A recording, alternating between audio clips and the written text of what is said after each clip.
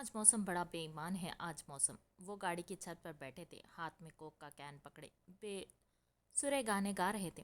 वहाँ से गुजरते लोग इन्हें कोफत से देख रहे थे, जिसमें इनके प्रोफेसर्स भी शामिल थे। लेकिन इनकी भी मजाल नहीं थी कि वो इन्हें कुछ कहते। वजह ये नहीं थी कि वो इन पर सख्ती नहीं कर सकते थे, बल्कि इन लड़कों को 2 मिनट यूनिवर्सिटी से बाहर निकाल कर फेंक सकते थे। लेकिन इन लड़कों के दरमियान खामोश बैठा एक लड़का, जो इनका लीडर था, इसकी पहुंच से सभी खौफजदा थे। और वो कोई और नहीं, इस यूनिवर्सिटी के डीन के बिजनेस पार्टनर का भाई ईहान दिलशेर था। वो खामोश तबीयत इंसान था, पर इसकी खामोशी सादगी या सुकून की नहीं, बल्कि तूफान के आने की निशानी थी। वो बहुत कम मसलों में हाथ डालता था, बहुत कम लोगों से इसकी दुश्मनी थी, लेकिन जिससे एक बार हो जाए इसे जहन्नुम तक पहुंचाना, वो फ़र्ज़ ऐन समझता था। जबकि इसके साथ इसके दोस्त इसके नाम की वजह से खुली बदमाशी करते थे। ईहान दिलशेर के मुतालिक 3 बातें पूरी यूनिवर्सिटी जानती थी। वो किसी से दोस्ती नहीं करता था, अगर करता था तो फिर इस पर जान कुर्बान करना फ़र्ज समझता था। और दूसरी कि वो कमीनेपन की इंतहा इस पर शुरू होकर इस पर ख़त्म होती थी। दुश्मनी निभाने में वो दोस्त से ज़्यादा हक़ अदा करता था। तीसरी और आखिरी बात, ईहान को लड़कियों से खसूसी चिढ़ थी। जितना लड़कियां इससे चिपकती थी, वो इतना ही लड़कियों से खार खाता था। अलबत्ता इसके दोस्त के गर्लफ्रेंड्स इसके ग्रुप का हिस्सा ज़बरदस्ती बन गई थी। अभी भी वो यूनिवर्सिटी के गेट के साइड पर बैठे न्यू आने वाले जूनियर्स को वेलकम कर रहे थे। जब 2 लड़कियां गेट से अंदर आई, वो लोग इन लड़कियों का नोटिस न लेते, अगर जब वो बिल्कुल अलग और नुमाया न होती तो। वो लड़कियां जो भी थी, इनमें से एक शलवार कमीज पर सर पर दुपट्टा जमाए हुए थी और दूसरी ढीले ढाले बुरखे पर स्कार्फ पहने हुए थी। ए लड़कियों, इधर आओ। ईहान के बराबर में बैठे जिया ने इसको बुलाया, लेकिन वो दोनों नज़रअंदाज करती वहाँ से जाने लगी। ए, समझ नहीं आती क्या? बोला ना इधर आओ। जवाब न मिलने पर वो इनके सामने गए और गुस्से से कहा। ईहान ने एक नज़र मोबाइल से हटाकर ऊपर देखा और वापस मोबाइल में मसरूफ़ हो गया। हमने सुना नहीं। मीठी सी आवाज़। वो वापस नज़र ऊपर उठाए पर मजबूर हो चुका। पर जिस तरह की वो लड़की थी, पल में नखवत से नजरें फेर गया। पहली लड़कियों से चिढ़ थी और शरीफ बनने वाली लड़कियों से तो खसूसी चिढ़ थी। चलो कोई बात नहीं, अब सुन लो, इधर आओ। वो लोग वापस अपनी जगह पर बैठे गए और इन्हें अपने सामने खड़ा किया। वो मजलूमों की तरह सर झुकाए इनके सामने खड़ी थी। सबकी नज़रें इन्हीं पर थीं। एहान भी फ़ोन जेब में डालता इनकी जानिब मतवज्जे हुआ। इनमें वो दोनों ही आम से सांवले रंग की लड़कियां थीं। होलिये में भी अजीब थे। इनमें ऐसा कुछ खास नहीं था कि कोई इनकी जानिब मतवज्जे होता। ए स्कार्फ वाली लड़की, चलो हमारे बिग ब्रदर को डेट के लिए कन्विंस करो। जिया ने जानबूझकर एहान की तरफ इशारा करते कहा, तो एहान ने इसे गुस्से से घूरा, पर मुंह से एक लफ्ज़ ना बोला। मैं? रीम के चेहरे की हवाइयाँ उड़ने लगी थी। इसने एक नज़र सामने बैठे ईहान को देखा।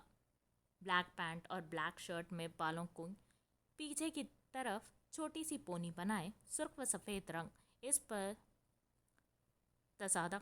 इसकी गहरी सी आंखें पोनी से 2-3 लट निकलकर चेहरे पर सलामी पेश कर रहे थे।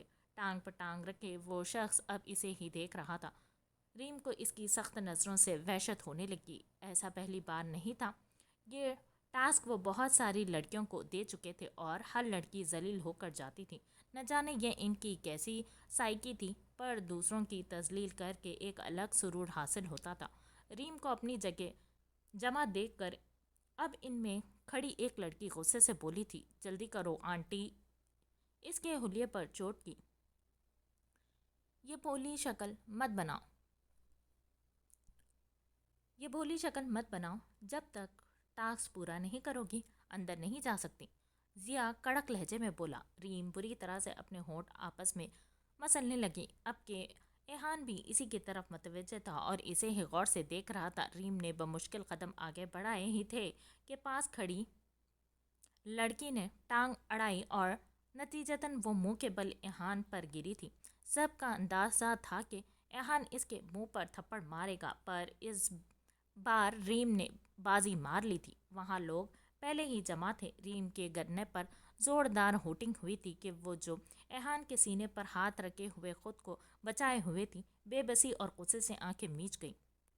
इसने आंख खोली तो एहान इसे ही गुस्से से घूर रहा था, पर रीम के मुंह से निकलने वाले अल्फाज ने पूरे मजमे समेत एहान को भी झटका दिया था। वो इसके ऊपर ही झुकी कांपती लहजे में बोली थी, सॉरी भाई, मैंने जानबूझकर नहीं किया।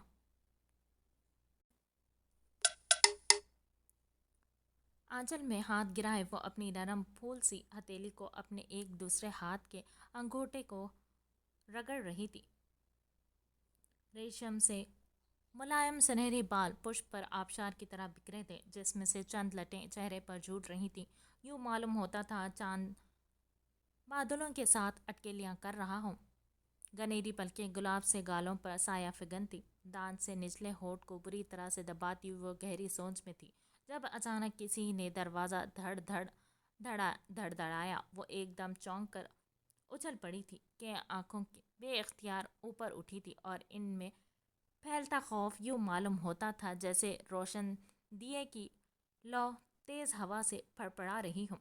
अपनी जगह से खड़े वो दीवार जा लगी थी। बेअख्तर नज़र अपने दाएं हाथ पर पड़ी थी, जिस पर अब भी इस जख्म का निशान था जो पिछले हफ्ते इसे अपने हुस्न के खराज में मिला था।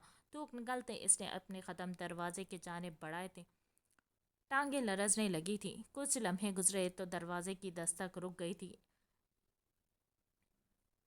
इनारा ने दोनों हाथ दरवाजे पर टिकाए और इस छोटे से सुराख से बाहर झांका तो ये देख असाब ढीले हो गए कि बाहर कोई नहीं था। इसने बेअख्तियार वहीं माथा टिकाकर आंखें मूंद ली थी। कई आंसू एक साथ आंख से बाहर निकल गए।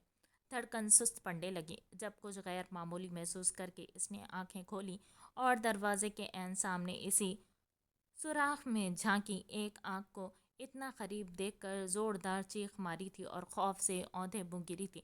अचानक मुंह पर दोनों हाथ जमाए वो रेंगते हुए पीछे होने लगी, जब बाहर से बेढंगे कहके की आवाज़ सुनाई दी, इनारा बेबी, दरवाज़ा खोल लो ना। शराब के नशे में धुत किसी नए शख्स की आवाज़। इस शख्स को भी इसका नाम मालूम था, पर कैसे? जिस जगह वो रहती थी वहाँ औरतों की कीमतें लगती थीं। यहाँ मर्दों का आना और औरतों के इनके नाम से पुकारना या खुद कोई नाम दे देना कोई बड़ी बात नहीं थी। पर बानो बाई की बेटी जरीमान ने इसे कोहिनूर के हीरे की तरह संभाल कर रखा था। कोटे पर आने वाले मर्दों तो दूर, आम औरतों की नज़र ने भी इसके हुस्न को नहीं देखा था, लेकिन फिर भी हर दूसरे दिन कोई मर्द इसके नाम को पुकारते इसके दरवाजे को पीटता था। खौफ की बात यह थी कि वो कोठे के सबसे सुनसान हिस्से में रहती थी। ये कोठा एक रंगीन चौबारा था, जहाँ मुर्गियों के डरबों की तरह बेशुमार कमरे और कमरों में रहने वाली बेशुमार रंगीन तितलियां थीं। लेकिन इसका कमरा किचन के पास सबसे अकेला था कि इस कमरे का रंगीनी या रोशनी का दूर दूर तक कोई ताल्लुक नहीं था। ए, कौन है तू और यहाँ क्या कर रहा है? जरीमान की आवाज़ सुनकर अपना इनारा फौरन खड़ी हुई थी। दिल ने हौसला पकड़ा था। दोबारा यहाँ दिखाना तो बताऊंगी, चल जा यहाँ से। यकीनन जरीमान इस आदमी को भगा रही थी। कुछ लम्हे बाद दरवाजे पर दोबारा दस्तक हुई। इनारा, दरवाज़ा खोलो मेरी जान। वो चला गया। जरीमान की हमदर्द आवाज़ इनारा ने एक झटके में दरवाज़ा खोला और जरीमान के गले लग गई। मेरा बच्चा, कुछ नहीं हो रहा, कोई कुछ नहीं कहेगा, मैं हूं ना। इसने इनारा की पीठ सहलाते इसके हिचकोले लेते वजूद को समेटा। अगर तुम ना आती तो वो मुझे पहले वाले की तरह हिचियों के दरमियान इसकी आवाज़ दबने लगी थी। जरीमान ने इसे खुद से दूर किया और बकौर इसका सुर्ख चेहरा देखा था। तुम जिस जगह रहती हो इनारा, तुम्हें खुद को मजबूत करना चाहिए। यूँ डर डर कर ऐसे रहोगी तो मर जाओगी। जरीमान ने हकीकत का आईना दिखाया था। मुझे मार दें, वो ज़्यादा बेहतर है। मुझे यहाँ से बाहर निकाल दें। मैं यहाँ नहीं रहना चाहती, प्लीज़। मेरा दम घुटता है इस जगह। यहाँ की कलीस खुशबू में बसी हवाएं मुझे सांस नहीं लेने देती। यहाँ की रंगीन रोशनियाँ खबर के सियाह अंधेरे से बदतर है। जरीमान, मेरी आंखों को चुभती है ये रोशनियाँ। खुदा के लिए मुझे यहाँ से भगा दो। इनारा रोते हुए ज़मीन पर बैठ गई और चेहरा हाथों में छुपा लिया। जरीमान ने एक सर्द नज़र इसके रोते वजूद पर डाली और कदम पीछे ले लिए। बाहर की दुनिया इससे ज़्यादा ख़तरनाक है इनारा, तुम ये बात मुझसे बेहतर जानती हो। यहाँ तुम्हें ये तो मालूम है कि तुम्हें अपनी हिफाजत किससे करनी है। बाहर जिस शराफत की दुनिया को तुम देखना चाहती हो ना, वहाँ भेड़िए मुहाफिज की खाल पहनकर हमदर्द बनकर खाल नोच लेते हैं, और तुम ये बात बखूबी जानती हो। कहते साथ वो रुकी नहीं थी, बल्कि बाहर से दरवाज़ा लॉक करके जा चुकी थी। हर कोई मेरे बाप जैसा नहीं होता जरीमान, वो हलक के बल चीखी थी, लेकिन इसकी आवाज़ इसी कमरे में इसी तरह घुट चुकी थी। कुछ ही देर बाद इसके रोंगटे खड़े होने लगे थे और कमरे से आगे से तपिश महसूस होने लगी थी, और कमरे से आग की जैसी तपिश महसूस होने लगी थी। ये जहन्नुम है, सुना तुमने जरीमान? जहन्नुम से भी बदतर जगह है। यहाँ बचने की कोई उम्मीद नहीं है। यहाँ की आग मुझे भी जला डालेगी। अपने बालों को नोचती वो चीखने लगी। जरीमान यहाँ इसकी हमदर्द थी, लेकिन यहाँ से भागने के दरमियान सबसे बड़ी रुकावट भी वही थी। मैं सारी ज़िंदगी इस कमरे में कैद नहीं रह सकती। अम्मी, आप क्यों मुझे यहाँ छोड़ गई हैं? नीम बेहोशी में जाने से पहले इसकी नज़र इस डरबेनुमा कमरे में घूमी थी, जहाँ वो कई सालों से कैद थी। क्या हुआ जरीमान? संभाल आई अपनी चिड़िया को। एक अधेड़ उम्र औरत जिसका नाम रेशम था, जो एक कोने में बैठी वहाँ की आमद व रफ्त पर नज़र रखे रही थी, जरीमान के बैठने पर बोली थी। मेरी चिड़िया कुछ ज़्यादा ही फड़फड़ाने लगी है। आज़ादी की उड़ान भरने के लिए पर फैला रही है, इसीलिए पिंजरा बुरा लगने लगा है। जरीमान ने रेशम की जानिब से बढ़ाए गए पान को मुंह में डाले कहा था।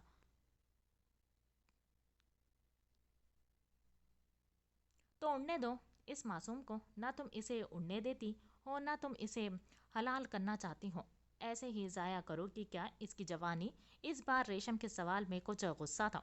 मैंने अपने फ़ायदे और सरदारी के लिए कैसे कैसे कदम उठाए हैं, तुम जानती हो रेशम। कुछ चीज़ें बिना नफ़े और नुकसान के होती है और बेहद होती है। जरीमान का अंदाज काफ़ी गहरा था। और वो चीज़ क्या है? रेशम ने तजस्सुस से होते हुए पूछा था। मोहब्बत और नफ़रत। जरीमान का जवाब अब अपने आप में एक पोशीदा कहानी थी जो इसकी आंखों में आया थी, लेकिन रेशम ने इस पर गौर करने के बजाय ज़ोरदार कहका लगाया, जिस पर जरीमान इसे गुस्से से कुनने लगी। तुम भी पागल हो जरीमान, ये मोहब्बत और नफ़रत का जज्बा हमारे किसी काम का नहीं है। यहाँ सिर्फ पैसा चलता है। जरीमान रेशम की बात पर मुस्कुराई थी। अपना मतलब हो तो जरीमान पैसा नहीं देखती रेशम, और दूसरी बात अपने इस छोटे से दिमाग में बिठा लो, अगर इनारे की तरफ से मुझे नुकसान भी हुआ तो सौ जान से कबूल है। चश्मे के पीछे रीम की सियाह आंखें वो ईहान के बहुत नज़दीक थी। इसकी सिचुएशन कुछ यूँ थी कि इसका पूरा वज़न ईहान पर था। जब तक ईहान या कोई दूसरा इसको पीछे से सहारा ना देता, वो सीधी नहीं हो सकती थी। अपनी पलकों को बार बार झपकते वो उमड़ आने वाले आंसुओं को बमुश्किल रोक रही थी। इसके सांवले रंग में सुर्खी की आमेज़ेज खुलने लगी थी। सुबकी के एहसास तले इसे लग रहा था जैसे इसके हाथ के नीचे एहान का सीना बल्कि जलते अंगारे हों, जबकि इसके लफ्ज़ भाई अदा करने पर ज़ोर शोर से हूटिंग हो रही थी। अब के लोग बाकायदा भाई भाई की आवाज़ बुलंद कर रहे थे, और ईहान के तीनों दोस्त और इनकी गर्लफ्रेंड्स मुंह पर हाथ रखे खड़ी थी, जैसे इस चीज़ की तवक्को ना हो। वो जो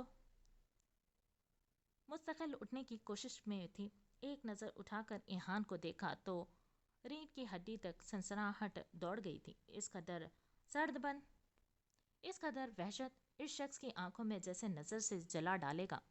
झटका तो इसे तब लगा जब ईहान ने एकदम इसकी कलाई पकड़ी और झटके से इसे पीछे किया। वो बेअख्तियार लड़खड़ा कर पीछे गिरती, पर इससे पहले इसकी साथी लड़की ने इसे थाम लिया। अपनी औकात में रहो लड़की, तुम्हारा लेवल है ईहान दिलशेर जितना कि तुम इससे कोई भी रिश्ता मंसूब करो। Idiot, stupid, cheap girl. غصے سے بھنگارتے وہ ایک سخت نظر اس پر ڈال کر وہاں سے جانے لگا تھا جب ریم کے جملے نے قدم جکڑے۔ اسے ہرگز بھی توقع نہیں تھی کہ کوئی اس کے مقابل اتنا بول سکتا ہے، اور شاید اس کو جواب دینے والی لڑکی بھی انجان تھی کہ وہ غلط جگہ اپنا آنچل پھنسا رہی ہے۔ عزت دینے کے لیے بھائی بولا تھا، پر کچھ لوگوں کو نہ عزت راس آتی ہے نہ کروانا پسند ہوتا ہے۔ اپنی ہتک اور اس قدر تذلیل اور کم مائگی پر سب کو اپنے اوپر ہنستا دیکھ کر وہ برداشت نہیں کر سکی تھی، جب ہی غصے میں بول گئی۔ لیکن جتنے غصے سے ایہان اس کی جانب مڑا تھا وہ 2 قدم پیچھے ہوئی تھی۔ یو نو واٹ، تمہاری اوقات اتنی بھی نہیں کہ ایہان دلشے تمہیں آنسر کرے۔ تمہارے جیسے کئی میرے جوتوں کی خاک تلے پڑی ہیں۔ پل بھر میں اسے ذلیل کر کے وہ وہاں سے جا چکا تھا۔ جس جگہ وہ قدم رکھ رہا تھا لوگ خود ہی اس کے جانے کا راستہ چھوڑ رہے تھے۔ ریم پلیز چلو۔ ریم کی آنکھوں سے آنسو گرتے دیکھ کر وہ ریم کا ہاتھ پکڑ کر لوگوں کے درمیان سے نکلنے لگی جو تماشائی بنے اب تک ریم کو دیکھ رہے تھے۔ میں نے کہا تھا بابا سے مجھے بڑی یونیورسٹی میں نہیں پڑھنا، میں پرائیویٹ پڑھ لوں گی۔ یہاں پر کوئی خود میں خدا بنا بیٹھا ہے۔ یہ امیر اور تکبر میں چور لوگ اپنے سے قریب لوگوں کو پاؤں کی جوتی سمجھتے ہیں۔ وہ روتے ہوئے مستقل بول رہی تھی جب سمائرہ اس کے سامنے آئی تھی۔ کم آن ریم، یہ سب کامن ہے۔ نیو اسٹوڈنٹ کے ساتھ خاص کر ایسی بدتمیزی کرتے ہیں۔ یہ ریگنگ یہاں نہیں ہر جگہ کا کامن ہے یار۔ تم اس بات کو دل پر مت لو۔ آج جو یہ لوگ دیکھ رہے تھے کل ان کو تمہاری شکل تک یاد نہیں ہوگی۔ سمائرہ اس کی کالج فرینڈ تھی۔ اسے ریم کو ڈیل کرنا آتا تھا۔ جب ہی محبت سے اس کو سمجھاتے وہ اندر لے گئی۔ ہے ایہان، کہاں جا رہے ہو یار؟ ضیا، ملحق، حسن اور زین اس کو پارکنگ ایریا کی طرف بڑھتے دیکھ کر اس کے پاس آئے۔ یہ چاروں ایہان کے دوست تھے۔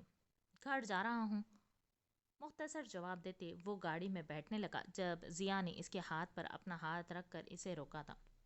آئی ایم سوری ایہان، ساری میری غلطی ہے۔ میری وجہ سے تمہارا موڈ آف ہوا، بٹ آئی ڈیڈنٹ ایکسپیکٹ کہ وہ تمہیں بھائی بولے گی۔ میں نے سوچا ہمیشہ کی طرح وہ تمہارے پرسنالٹی پر فدا ہو جائے گی اور ہمیں خوار کرنے کے لیے ایک بکری مل جائے گی۔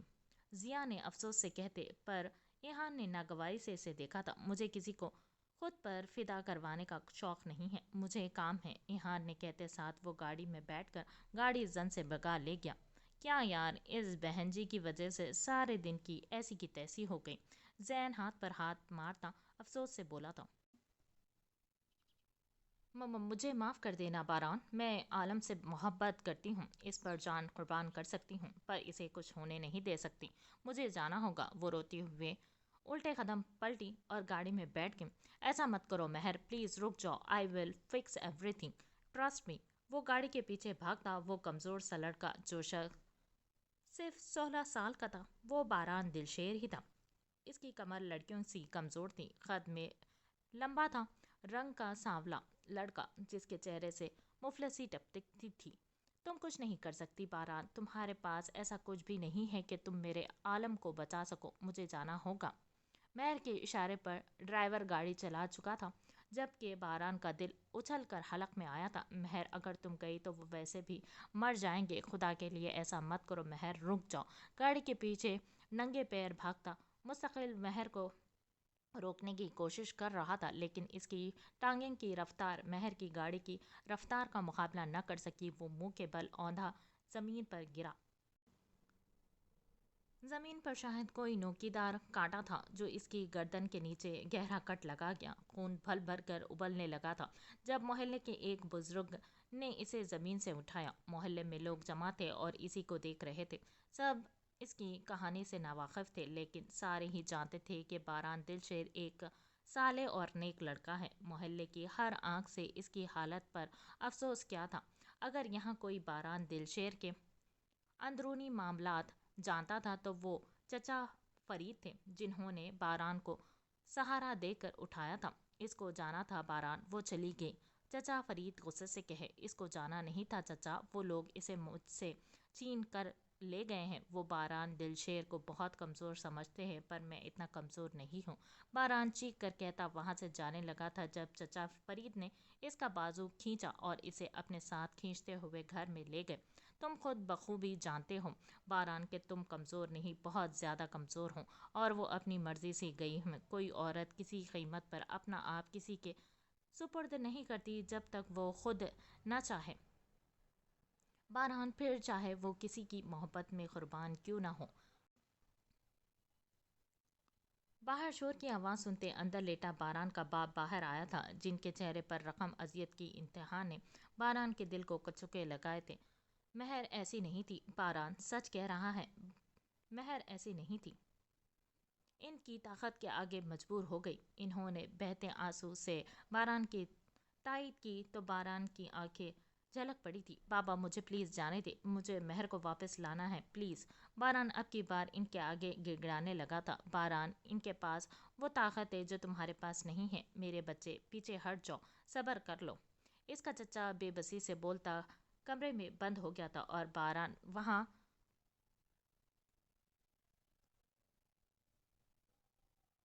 پتھر بنا رہ گیا۔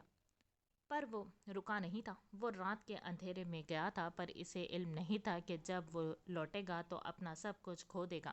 اپنی بربادی کی رقم کی گئی تحریر باران دلشیر کو وہ موت دے گی جو شاید ہی کسی نے تصور کی ہو۔ ہلکے ہلکے سے زمین پر لوٹتے وہ آگے بڑھا تھا جب پیچھے سے ایک جلتا شعلہ اس کے وجود میں داخل ہوا اور اس کے کھال کو چیرتا ہوا باہر نکل گیا۔ وہ ایک دم اس جگہ پر ہاتھ رکھتے پیچھے گرا تھا۔ کون ہے وہاں؟ اے باہر آؤ، گارڈ چلا رہے تھے ان کے۔ خود سے وہ پہلے کمرے میں موجود کھڑکی سے اندر کود گیا تھا، پر اندر کا منظر وہ شعلہ تھا جس نے باران دلشیر کے پورے وجود کو خاک کر کے ڈالا تھا۔ وہ اذیت برداشت نہیں کر سکا تھا، وہیں آنکھیں بند ہوئی تھیں۔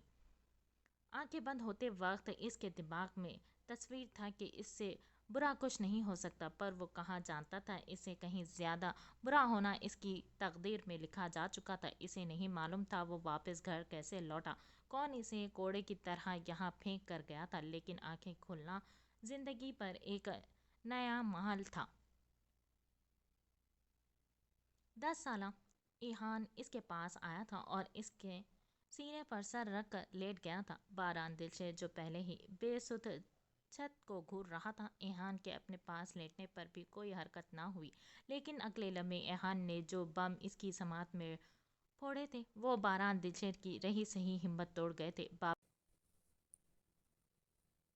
بابا ایسے ہی لیٹے تھے، بول رہے تھے باران کو بولنا کبھی دولت کی خواہش نہ کرے، اور کہہ رہے تھے باران کو بولنا کہ اس کا باپ اس فقیری میں خوشی خوشی دنیا سے گیا ہے۔ اس کا باپ اس فقیری میں خوشی خوشی دنیا سے گیا، وہ بھی خود پر دولت اور حرام کا بوجھ نہ لے۔ ایہان کا بھرایا ہوا لہجہ وہ بچہ کہیں سے بھی 10 سال کا نہیں لگ رہا تھا، جبکہ باران کی سوئی تو وہیں اٹک گئی تھی جب ایہان کے منہ سے یہ الفاظ ادا ہوئے تھے، خوشی خوشی دنیا سے چلا گیا۔ وہ جھٹکا کھا کر کھڑا ہوا۔ بابا بابا کہاں ہے؟ اس کا دل ڈگمگایا تھا۔ آپ 2 دن بے ہوش رہے تھے، چچا فرید دفنائے۔ اتنا ہی کہتے ایہان اس کے سینے سے چمٹ گیا تھا جب کہ باران کو یوں لگا تھا جیسے اس کے جسم سے روح کھینچ لی گئی ہو۔ بابا بابا! وہ نیند میں بری طرح سے ہانپ رہا تھا، جیسے میلوں کی مسافت بھاگ کر طے کر آیا ہو۔ اس کی ایڑیاں بیڈ پر بری طرح سے رگڑے جا رہی تھی جب اچانک ایک چیخ کے ساتھ وہ بیڈ پر اٹھ بیٹھا تھا۔ گھبراہٹ اس قدر تھی کہ باران سے سانس لینے میں دشواری ہو رہی تھی۔ ہاتھ بڑھا کر اسے اے سی کی کولنگ جتنی بڑھ سکتی تھی بڑھا دی تھی اور سائڈ ٹیبل پر رکھا پانی کا جگ اپنے سر پر ڈال لیا تھا، پر کسی طور سکون میسر نہ آیا تو اپنا گاؤن اتار کر بیڈ پر اچھالا اور کمرے میں چکر کاٹنے لگا۔ سینے میں جلن ہو رہی تھی جب کسی خیال کے تحت اس نے فون اٹھایا اور ایہان کا نمبر ڈائل کیا۔ سلگتی سگریٹ لبوں میں دبائے اس نے گہرا کش لیا اور چھوٹے سے تولیے سے اپنا سینہ اور بازو صاف کرتے تولیہ ٹاول ایک جانب اچھال دیا تھا۔ ہر طرف سناٹا تھا۔ اس وقت اس کے گھر کے ٹاپ فلور سے آس پاس کا تمام حصہ نظر آ رہا تھا جو اندھیرے میں ڈوبا تھا، سوائے اس کے اس ہال کے جس کو جم کی شکل دی گئی تھی۔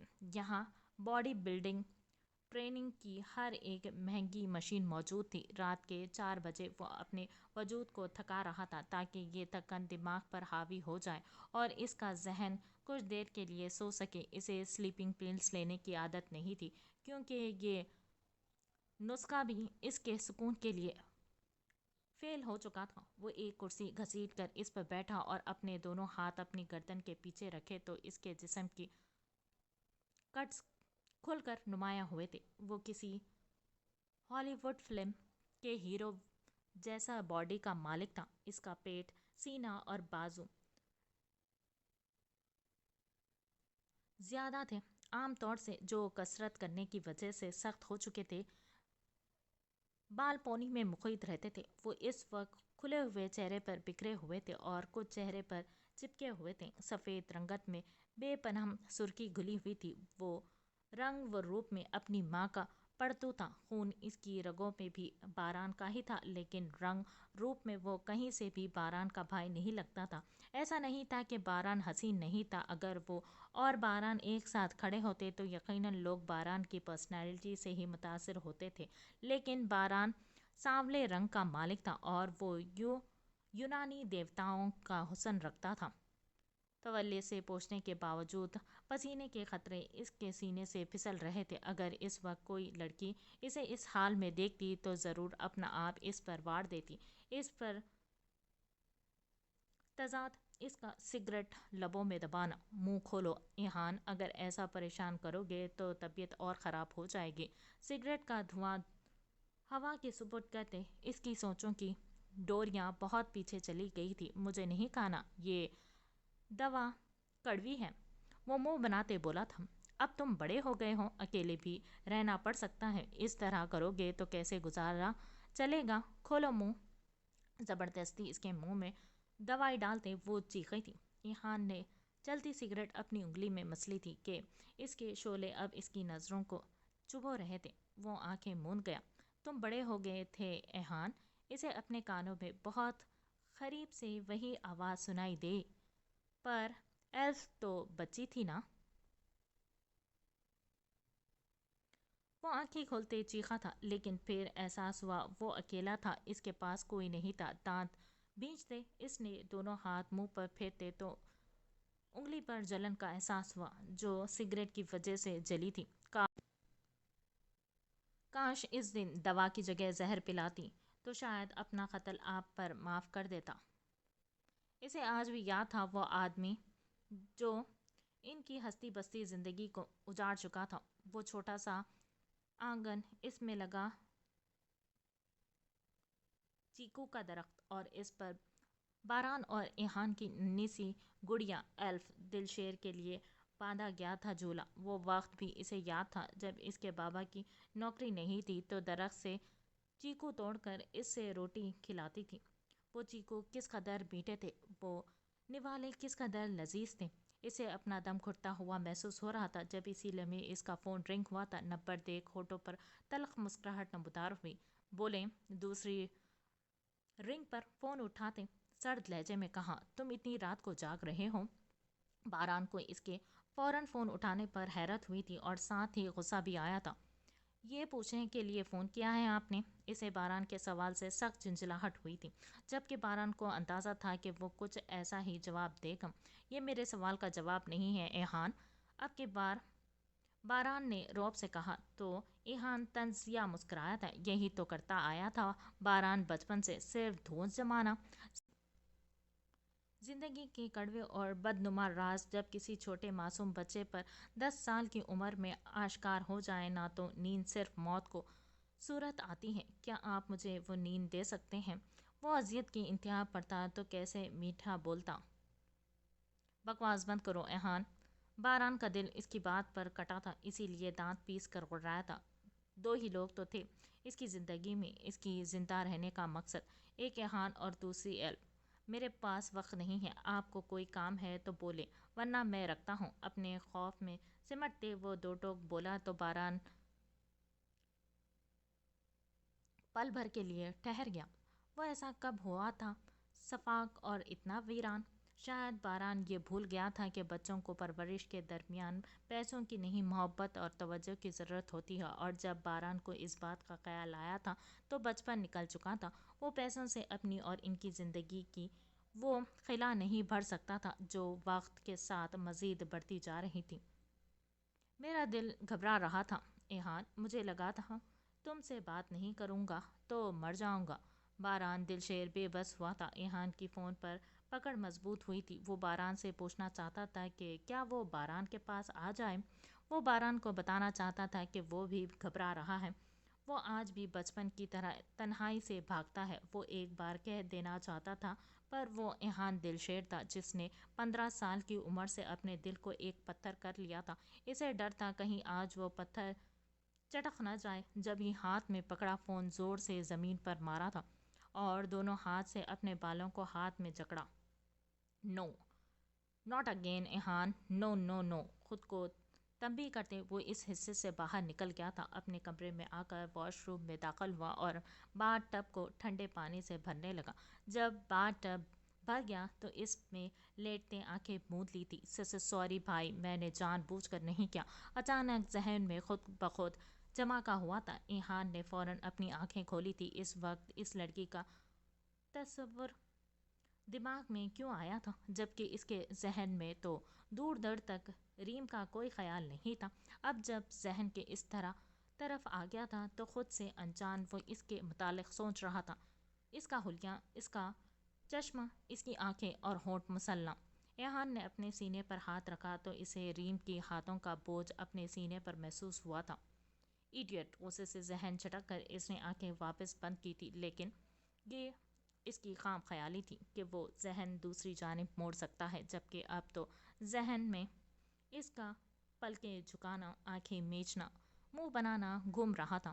عزت دینے کے لیے بھائی کہا، پر سب کو نہ عزت راس آتی ہے اور نہ ہی کوئی عزت کروانا پسند کرتا ہے۔ ریم کا دوسرا جملہ سماعتوں میں ٹکرایا تو ایہان نے جبڑے بھینچ لیے تھے۔ بدتمیز لڑکی، منہ میں بڑبڑایا تھا۔ اگر وہ خود پر غور کرتا تو احساس ہوتا کہ اس نے اپنے تئیں ریم کو بہت عزت سے نواز دیا تھا، ورنہ اکثر وہ لڑکیوں کو بہت گندے ناموں سے نوازتا تھا۔ میں سمجھتی تھی تم نے نوکری چھوڑ دی اپنے ڈپارٹمنٹ میں۔ جو ہی قدم رکھا زرمش نے پہلی بات ہی سنی تھی۔ ہاں میں یہی سمجھتی تھی، پر جو عورت میرے گھر پر رہتی ہے نا، وہ میری طوائف ماں سے بھی بدتر ہے۔ نخوت سے سر جھٹکتے غصے سے کہا۔ اس کے جواب پر وہاں کھڑی دوسری لڑکیاں اسے عجیب نظروں سے دیکھنے لگی۔ یہ غصے میں ہے، کچھ بھی بولتی ہے، تم لوگ جاؤ یہاں سے، کام کرو اپنا۔ اسما نے سب کو وہاں سے باہر بھیجا تھا۔ وہ زرمش کی بیسٹ فرینڈ تھی اور زرمش کی زندگی کے بارے میں سب کچھ جانتی تھی۔ کیا تم پاگل ہو زرمش؟ کون اپنی ماں کو اس طرح طوائف بولتا ہے، وہ بھی سرے بازار، سب کے سامنے؟ اسما غصے سے بولی تھی۔ طوائف کو طوائف بولوں تو کیا بولوں؟ انداز حد درجے حقیر اور نفرت انگیز تھا، البتہ اس کے چہرے کے نقوش بالکل نارمل تھے۔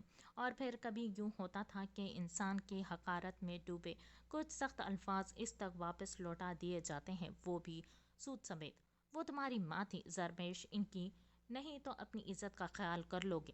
لوگوں تمہارے ہی منہ سے سچ سننے کے بعد تمہارے متعلق کیا سوچیں گے؟ اسما کو اس کی عزت کی فکر تھی۔ ماں تھی، پر ماں سے پہلے طوائف تھی، اور طوائف ہمیشہ طوائف ہی رہتی ہے۔ اسما کبھی ماں، بہن یا بیوی نہیں بن سکتی۔ اس کے الفاظ کے نیزے اس قدر نوکیدار تھے کہ اسما کو دل چھنی ہوتا ہوا محسوس ہوا۔ زرمش نے آنکھوں سے نکلنے والا واحد آنسو جھٹکا تھا۔ تم شادی کر لو زرمش، مجھے یقین ہے تمہاری زندگی شادی کے بعد اچھی ہوگی۔ اچھی نہیں، شاید بہت زیادہ اچھی۔ شادی کے بعد ہی تمہیں تمہاری سوتیلی ماں سے چھٹکارا مل سکتا ہے۔ اسما نے موضوع بدلتے اپنا سامان ایک جگہ رکھا اور انگلی پر موٹا سا کپڑا لپیٹنے لگی۔ زرمش اسما ایک ہی محلے میں رہتی تھی، دونوں ہم عمر تھی اور ایک گارمنٹ فیکٹری میں مشین آپریٹر کی جاب کرتی تھی۔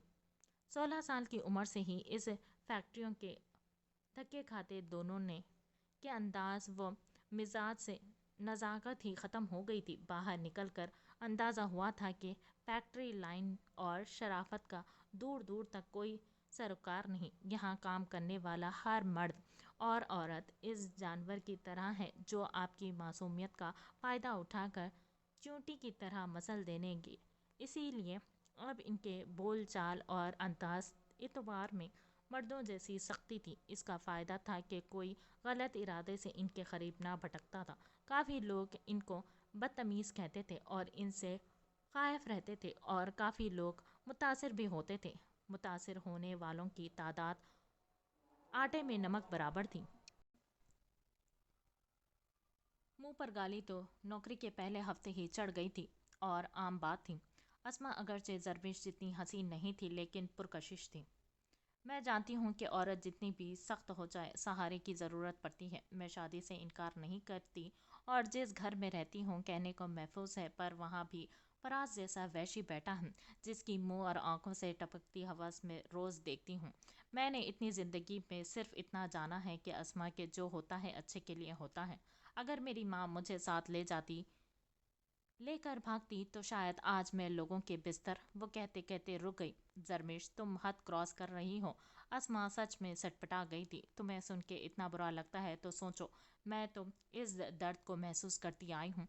ये सोच कितनी अजियतनाक है कि मेरी माँ एक बाजारू औरत थी। जब मैं बहुत छोटी थी ना तब से सुनती आ रही हूँ कि मेरी माँ टके टके आंसू की एक सीधी कतार इसके बेतासुर चेहरे पर रेंगने लगी थी। तुम्हें ये सब शबाना कहती हैं? अस्मा ने अफसोस से पूछा था। इसे मालूम था शबाना गिरी हुई औरत है, पर इस कदर सिर्फ शबाना नहीं अस्मा, हर वो शख्स जो मेरी हकीकत जानता है, कोई ज़बान से कहता तो कोई नज़रों से। कभी तुमने किसी की बोलती नज़रें पड़ी थी? जब कोई सरता पैर आपको देखे और आपके वजूद की कीमत सोचने लगे। बस करो सरमेश प्लीज़, मैं समझती हूँ तुम्हें। सब ठीक हो जाएगा, देखना तुम्हारा शौहर तुम्हारे सारे दर्द दूर कर देगा। वो जरमिश को गले लगाते तसल्ली दी। अगर शौहर ने भी करीब आने से पहले कीमत पूछ ली तो? सवाल इस कदर तल्ख था कि अस्मा ने मजबूर होकर इसके मुंह पर थप्पड़ मार दिया था। अक्सर वो ऐसे ही तल्ख होती थी कि सारी हदें तोड़ देती थी। तुम बहुत बकवास करती हो, ऐसा कुछ नहीं होगा। तुम्हारी माँ जो भी थी, जैसी भी थी, पर तुम वैसी हरगिज़ नहीं हो और ये बात सब जानते हैं, खुद तुम्हारी शबाना भी। जरमेश ने इसके थप्पड़ का जवाब नहीं दिया था, बस खामोशी से इसकी बात बीच में उचकती दुपट्टा ओढ़ते बाहर निकल गई। अस्मा भी इसके बराबर वाली मशीन पर बैठ गई। जरमेश, अस्मा ने मसरूफ़ अंदाज में पुकारा, नसीहत और लेक्चर के अलावा कुछ बोलना है तो बोलो। जरमेश अपने खौल में सिमट चुकी थी, एक सख्त पत्थर जैसा खौल। तुमने शोएब के बारे में क्या सोचा? वो अब भी तुम्हें ही घूर रहा है। अस्मा की बात पर जरमिश के हाथ दो पल को रुके थे, फिर वापस तेजी से काम में मसरूफ हो गए थे। क्या सोचना है, घूरने दो। बेपरवाह अंदाज जो इसकी आदत में शामिल था, वो किसी को अहमियत नहीं देती। इसकी ज़िंदगी में थोड़ी बहुत अहमियत सिर्फ अस्मा रखती थी, बस। वो तुमसे मोहब्बत करता है, 1 साल से तुम्हारे पीछे पड़ा है। मजाल है जो तुम्हारे अलावा किसी और को देखा हूँ। कमाता भी अच्छा है, कोई बहन भाई भी नहीं है। खुश रहोगी, दोनों मिलकर कमाना ऐश करना। अस्मा ने हमदर्दाना मशवरा दिया, जिस पर जरमिश मशीन रोक कर इसकी जानिब देखते भवे उचकाई। क्या हुआ, कुछ गलत तो नहीं कहा? जरमिश की घूरी पर सटपटाते वो कंधे उचका गई। मैंने अपनी ज़िंदगी महरूमियों में गुजारी है अस्मा। एक तवील अरसे ये फैक्ट्री की मुशक्क़त और मर्दों की नज़रों को खुद पर बर्दाश्त किया है। मैं अपनी आगे की ज़िंदगी से बहुत अच्छे की उम्मीद रखती हूँ, जहाँ कोई महरूमी ना हो, जहाँ मुझे मजदूरी ना करनी पड़े। मैं राज करना चाहती हूँ, किसी महल में राज। जो वो कह रही थी इसे साथ तस्वुर भी कर रही थी। वो तस्वुर इतना हसीन था कि इसके होंठ मुस्कुराने लगे थे। मैं एक अमीर लड़के से शादी करूंगी अस्मा। जरमिश का जवाब बिल्कुल गैर मुतवक्का था। तुमने कभी मुझे नहीं बताया कि तुम्हारी ख्वाहिश कोई अमीर लड़का है। जरमिश, तुम गलत तरफ जा रही हो। ये अमीरों के दिल बहुत मैले होते हैं और हम एक मामूली सी बस्ती में रहते हैं। वहाँ मिडिल क्लास लोग पाँव रखना तो توہین سمجھتے ہیں تو تمہیں کوئی امیر لڑکا کیوں ملے گا؟ حقیقت کا آئینہ بہت تلخ تھا جو اسما کی طرف سے دکھایا گیا تھا۔ تو کیا ہوا؟ نصیب کی بات ہے اسما، ورنہ جو جھوپڑیوں میں رہنے والی لڑکیاں محلوں کی رانی بن جاتی ہیں، اور اگر میں ایسا چاہتی ہوں تو اس میں کچھ غلط نہیں۔ یہ زندگی خود غرض ہے، سب اپنے بارے میں سوچتے ہیں، اور اب میں بھی صرف اپنے بارے میں سوچنا چاہتی ہوں۔ اور پلیز تم بار بار میرے سامنے شعیب کا حوالہ مت دیا کرو، بے شک وہ جتنا محبت کرنے والا اور مخلص ہو پر میرے لیے اہمیت نہیں رکھتا۔ غصے سے کہتے وہ اپنے کام کی رفتار بڑھا چکی تھی۔ اسما کو اس کی سوچ پر افسوس ہوا تھا، پر وہ سمجھ چکی تھی کہ جیسے حالات زرمش کے دیکھے تھے، پھر کچھ بھی سوچنا اس کے لیے معمولی تھا۔ ایک تلخ مسکراہٹ اس کے ہونٹوں پر آئی تھی۔ کتنا مزاح خیز تھا کہ سوچنا بھی کہ کوئی محلوں میں رہنے والا شخص گندی بستی میں آئے گا جہاں وہ رہتے تھے۔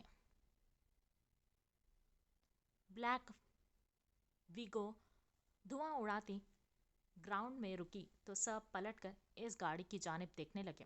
وہ گاڑی کسی کی تھی، وہاں کھڑا ہر اسٹوڈنٹ جانتا تھا۔ زین اور ضیا وہیں کھڑے تھے، کالر درست کرتے۔ وہ فخریہ اس گاڑی کی طرف بڑھے۔ جب گاڑی کا دروازہ کھولتے وہ اپنی ناک کو انگوٹے سے رب کرتا گاڑی سے باہر نکلا اور گاڑی کی چابی زین کی جانب اچھالی۔ سفید شرٹ اور بلیو جینز پر براؤن برانڈڈ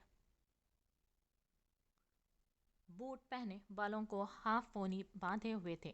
گریبان کے اوپر کے دو بٹن کھلے ہوئے تھے جس سے اس کا کثرتی سینہ نمایاں تھا۔ گلے میں لٹکتی وائٹ گولڈ کی چین اور ہاتھ میں ویسا ہی بریسلیٹ پہنے، کف کونیوں تک فولڈ کیے۔ کف اوپر ہونے کی وجہ سے اس کے ہاتھ کی موٹی نسیں بہت نمایاں تھیں۔ آنکھوں پر ڈارک براؤن ریبن کے گلاسز لگائے وہ ایک مکمل بیڈ بوائے لگ رہا تھا۔ ایسا نہیں تھا کہ سٹائلنگ اور پیسوں کے لحاظ سے پوری یونی میں وہی مشہور تھا، بلکہ اس کے لیول کے بہت سے گروپ تھے یونیورسٹی میں، مگر وہ سب سے ہٹ کے مانا جاتا تھا۔ اس کی وجہ اس کی بیزار اور لاپرواہ طبیعت تھی۔ کافی سارے لوگ اسے آدم بیزار کہتے تھے۔ کوئی شخص بھی ایسے چیز تلاش نہیں کر پایا تھا جس سے وہ ایہان دلشیر کے چہرے پر مسکراہٹ بکھیر سکے۔ وہ حسین شہزادہ ہمیشہ سے ناخوش سڑیل ہونے کے حد تک سنجیدہ مزاج تھا اور ہمیشہ ناخوش ہی رہنے والا تھا شاید۔ ہائے! وہ جیب میں ہاتھ ڈالے ضیا اور زین کے ساتھ اپنے ڈپارٹمنٹ کے کوریڈور سے گزر رہا تھا جب ایک لڑکی اس کے سامنے آئی۔ ریشم سے ڈارک براؤن بال اس کے کندھے پر ڈالے تھے، لانگ بلیک اسکرٹ پر سفید شرٹ، ایک ہاتھ میں گھڑی اور مختلف قسم کی انگوٹیاں، سرخ لپسٹک سے مزین ہونٹ۔ اگرچہ وہ ایہان نہ ہوتا اور کوئی دوسرا کمزور نفس کا مالک ہوتا تو ضرور اس پر پگھل جاتا۔ اس لڑکی کے سامنے آنے کی دیر تھی کہ ایہان نے ناگواری سے آنکھیں پھیری تھیں۔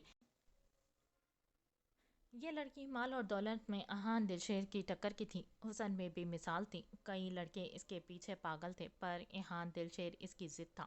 راستے سے ہٹو ایلف، ایہان نے دانت پیستے کہا تھا۔ اپنا نام اس کے منہ سے سن ایلف دلکشی سے مسکرائی تھی۔ تمہارے منہ سے میرا نام کس قدر حسین لگتا ہے نا گرلز؟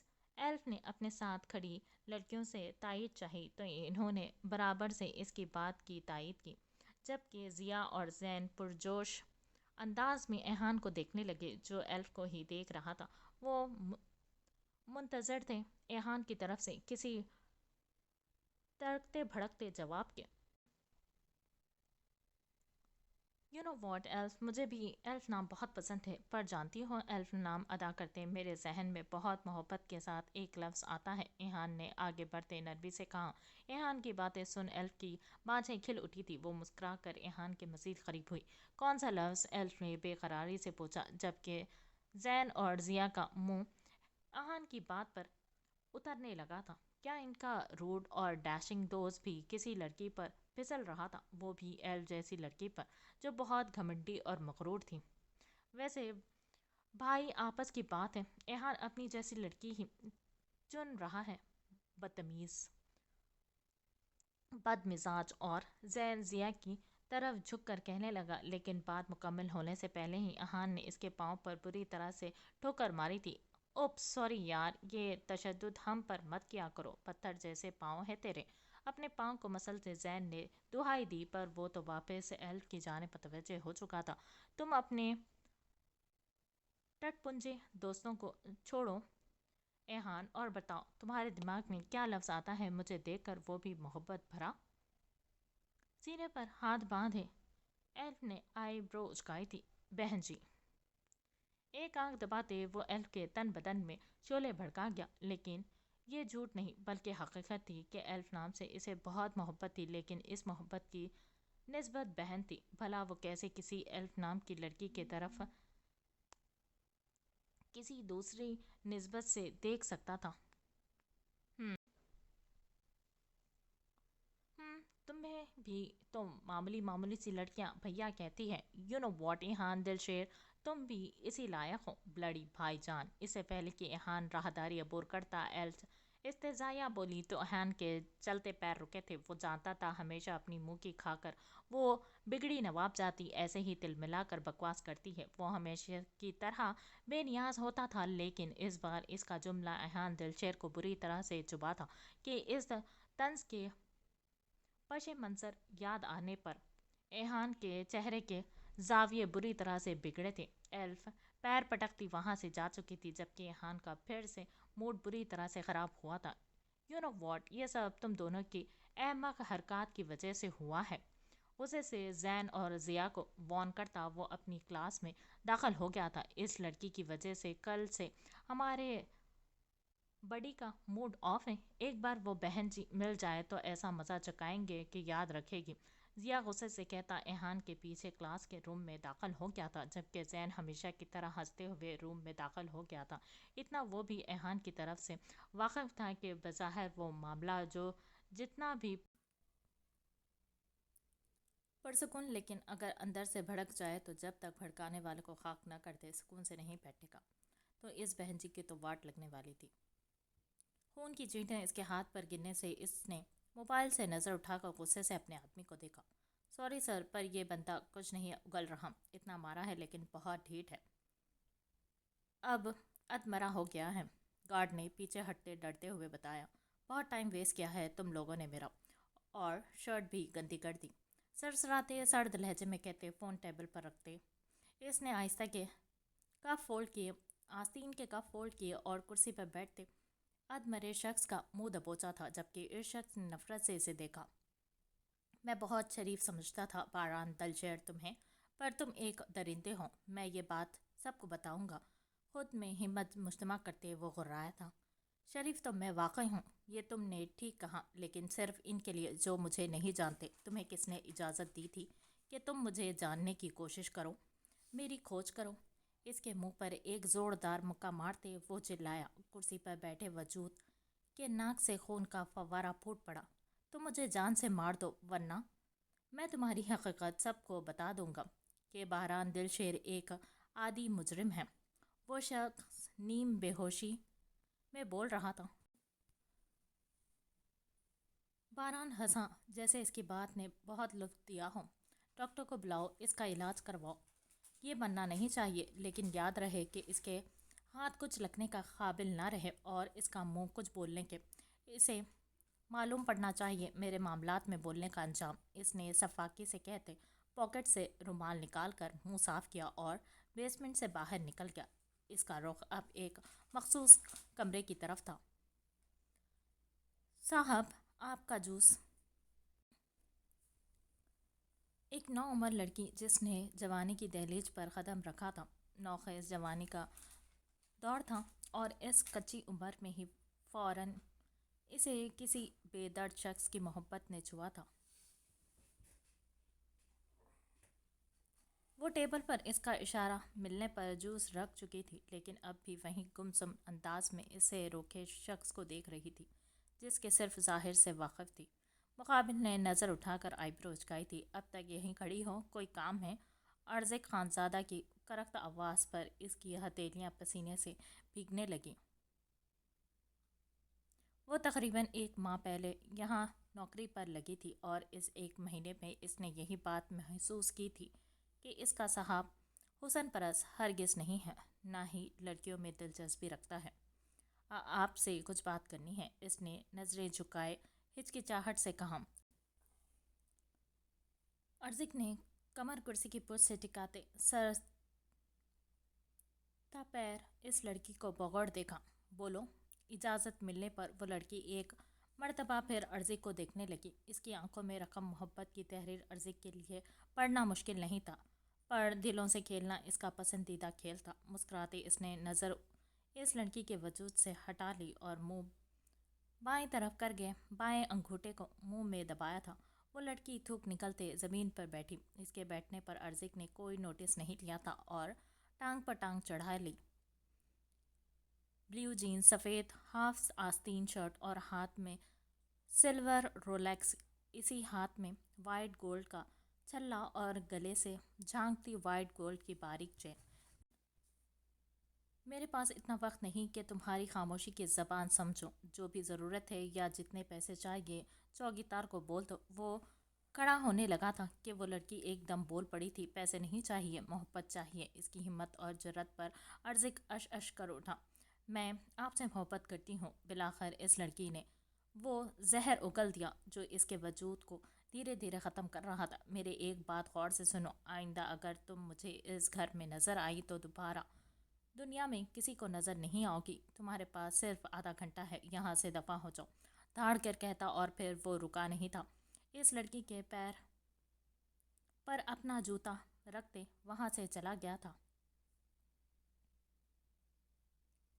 کہ وہ مچل کر رہ گئی۔ تکلیف پاؤں پر پڑنے والے جوتے کی نہیں بلکہ دل کو مسلنے والے جوتے کی تھی۔ ہاتھ رومال سے صاف کرتا باران بیسمنٹ سے باہر آیا تو اس کا مینیجر طفیل اس کے ہم قدم ہونے لگا تھا۔ کون ہے یہ اور کس کی طرف سے بھیجا گیا ہے، معلوم کرو۔ رومال مینیجر کو دیتے اپنی شرٹ کے بٹن کھولتا وہ آفس روم میں داخل ہوا اور لمحے میں اپنے تن سے وہ قمیض دور کرتے طفیل کے پیروں میں اچھالی تھی۔ سر ہر ممکن کوشش کری تھی پر اس نے کچھ نہیں بتایا۔ وفادار تھا۔ طفیل کے کہنے پر باران نے نفی میں سر ہلایا۔ تم بھی ہو جاؤ طفیل۔ پھر باران طفیل کے پاس آتے آنکھ سکیڑتے بولا تو مینیجر طفیل ایک دم گڑبڑا گیا۔ باران نے آگے بڑھتے طفیل کا کالر اپنی مٹھی میں دبوچا اور اسے اپنے مقابل کرتے زمین سے کچھ اوپر اٹھایا۔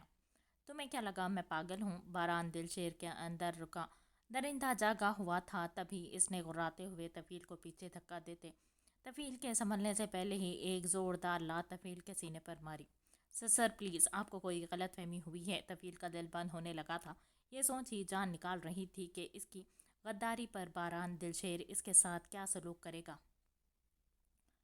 غلط فہمی، وہ کہکا لگا کر ہنسا اور اگلے ہی لمحے ایک زوردار لات طفیل کے منہ پر ماری۔ خون کا فوارہ طفیل کے منہ سے پھوٹ پڑا تھا۔ سر، ابھی طفیل نے اتنا ہی کہا تھا جب باران نے اسے بال سے پکڑ کر کھڑا کیا اور اس کا سر زور سے دیوار پر مارا۔ طفیل لڑکھڑاتا ہوا زمین پر اوندھے منہ گرا۔ باران، what the hell is going on? کمرے کے دروازے سے اندر آتے زاویار معراج خان زادہ نے حیرت سے باران کو مخاطب کیا جو دروازے کے درمیان کھڑا تھا۔ وہ کچھ دیر پہلے ہی یہاں آیا تھا۔ زاویار کے آفس روم میں بنا اجازت آنے والا شخص صرف زاویار معراج خان زادہ ہی ہو سکتا تھا۔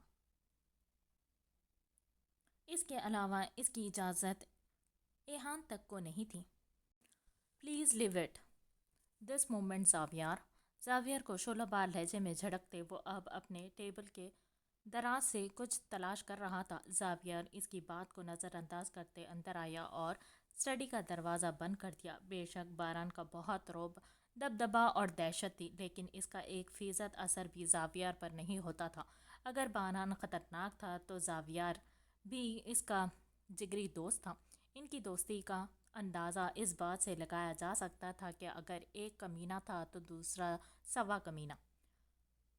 سنگل سیٹر صوفے پر ٹانگ جمائے بیٹھتے زاویار نے ٹیبل پر رکھا سگریٹ کا ڈبہ اٹھایا تو اپنی دراز میں کچھ تلاش کرتے باران کے ہاتھ رکے تھے۔ व्हाट? बारान के मुस्तकिल घूरने पर जावियर ने आईब्रो उचकाई थी।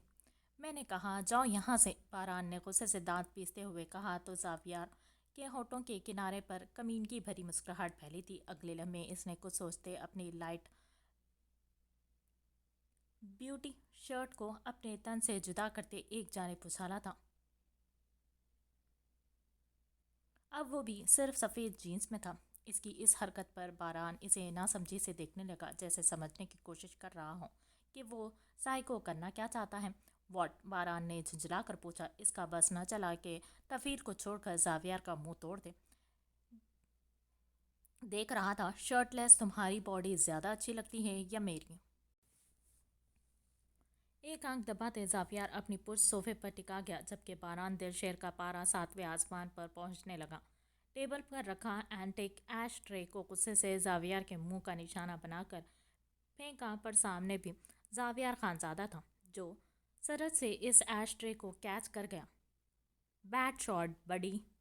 ऐश ट्रे को एक हाथ से कैच करके वापस बारान की तरफ उछाला तो बारान ने बिना एक लम्हा ज़ाया किए वो ऐश ट्रे तफील के सर पर मारा, जो वहाँ से भागने की कोशिश में था।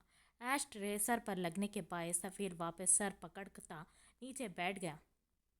मैं तुम्हारा कत्ल करने से भी गुरेज नहीं करूँगा, इसीलिए अभी जावियर मेराज खानज़ादा अपना कमीनापन अपने पास रखो। मैंने क्या कहा तुम्हें समझ नहीं आया? Get lost from here. वो जानता था जब भी तैश से पागल होता था जावियर कहीं ना कहीं से इस पर नाजिल हो ही जाता था, और शायद वो पहला दोस्त ऐसा था जो गम और गुस्से में इसे सहारा देने के बजाय मज़ीद सुलगा कर भड़का दिया करता था, क्योंकि इनकी हर कुल उल्टी थी। मुझे पहले कभी तुम्हारी बात समझ आई है बारान दिलशे, जो अब समझ आएगी? जावियर की जानिब से मासूमियत से सवाल किया गया कि बारान ने गुस्से से दोनों हाथ टेबल पर मारे। मेरा गुस्से से मीटर शॉट हो चुका है जावियर, मैं तुम्हारा मुंह तोड़ दूंगा। बारान गुस्से से दहाड़ा था। आ जाओ, कोशिश कर लो, देखते हैं कौन किसका मुंह तोड़ता है। मुस्कुरा कर दो दावत दे तो बारान गुस्से से जावियर के सामने आया था। अलबत्ता जावियर के इत्मीनान में रत्ती बराबर फ़र्क नहीं होता था। तुम्हें मैं बाद में देखता हूँ, खबीस आदमी। जावियर को घूरते हुए सोफे को एक ठोकर मारते बारान ने टेबल पर रखा पेपर कटर उठाया और तफील की तरफ बढ़ गया था। बारान को पेपर कटर उठाता देखकर जावियर सीधा हुआ था। बारान रिलैक्स। जावियर ने इसे कोई भी इंतहाई कदम उठाने से रोका। चंद एक जुराइम में कत्ल भी ऐसा जुर्म था जिससे बारान बाज रहा था।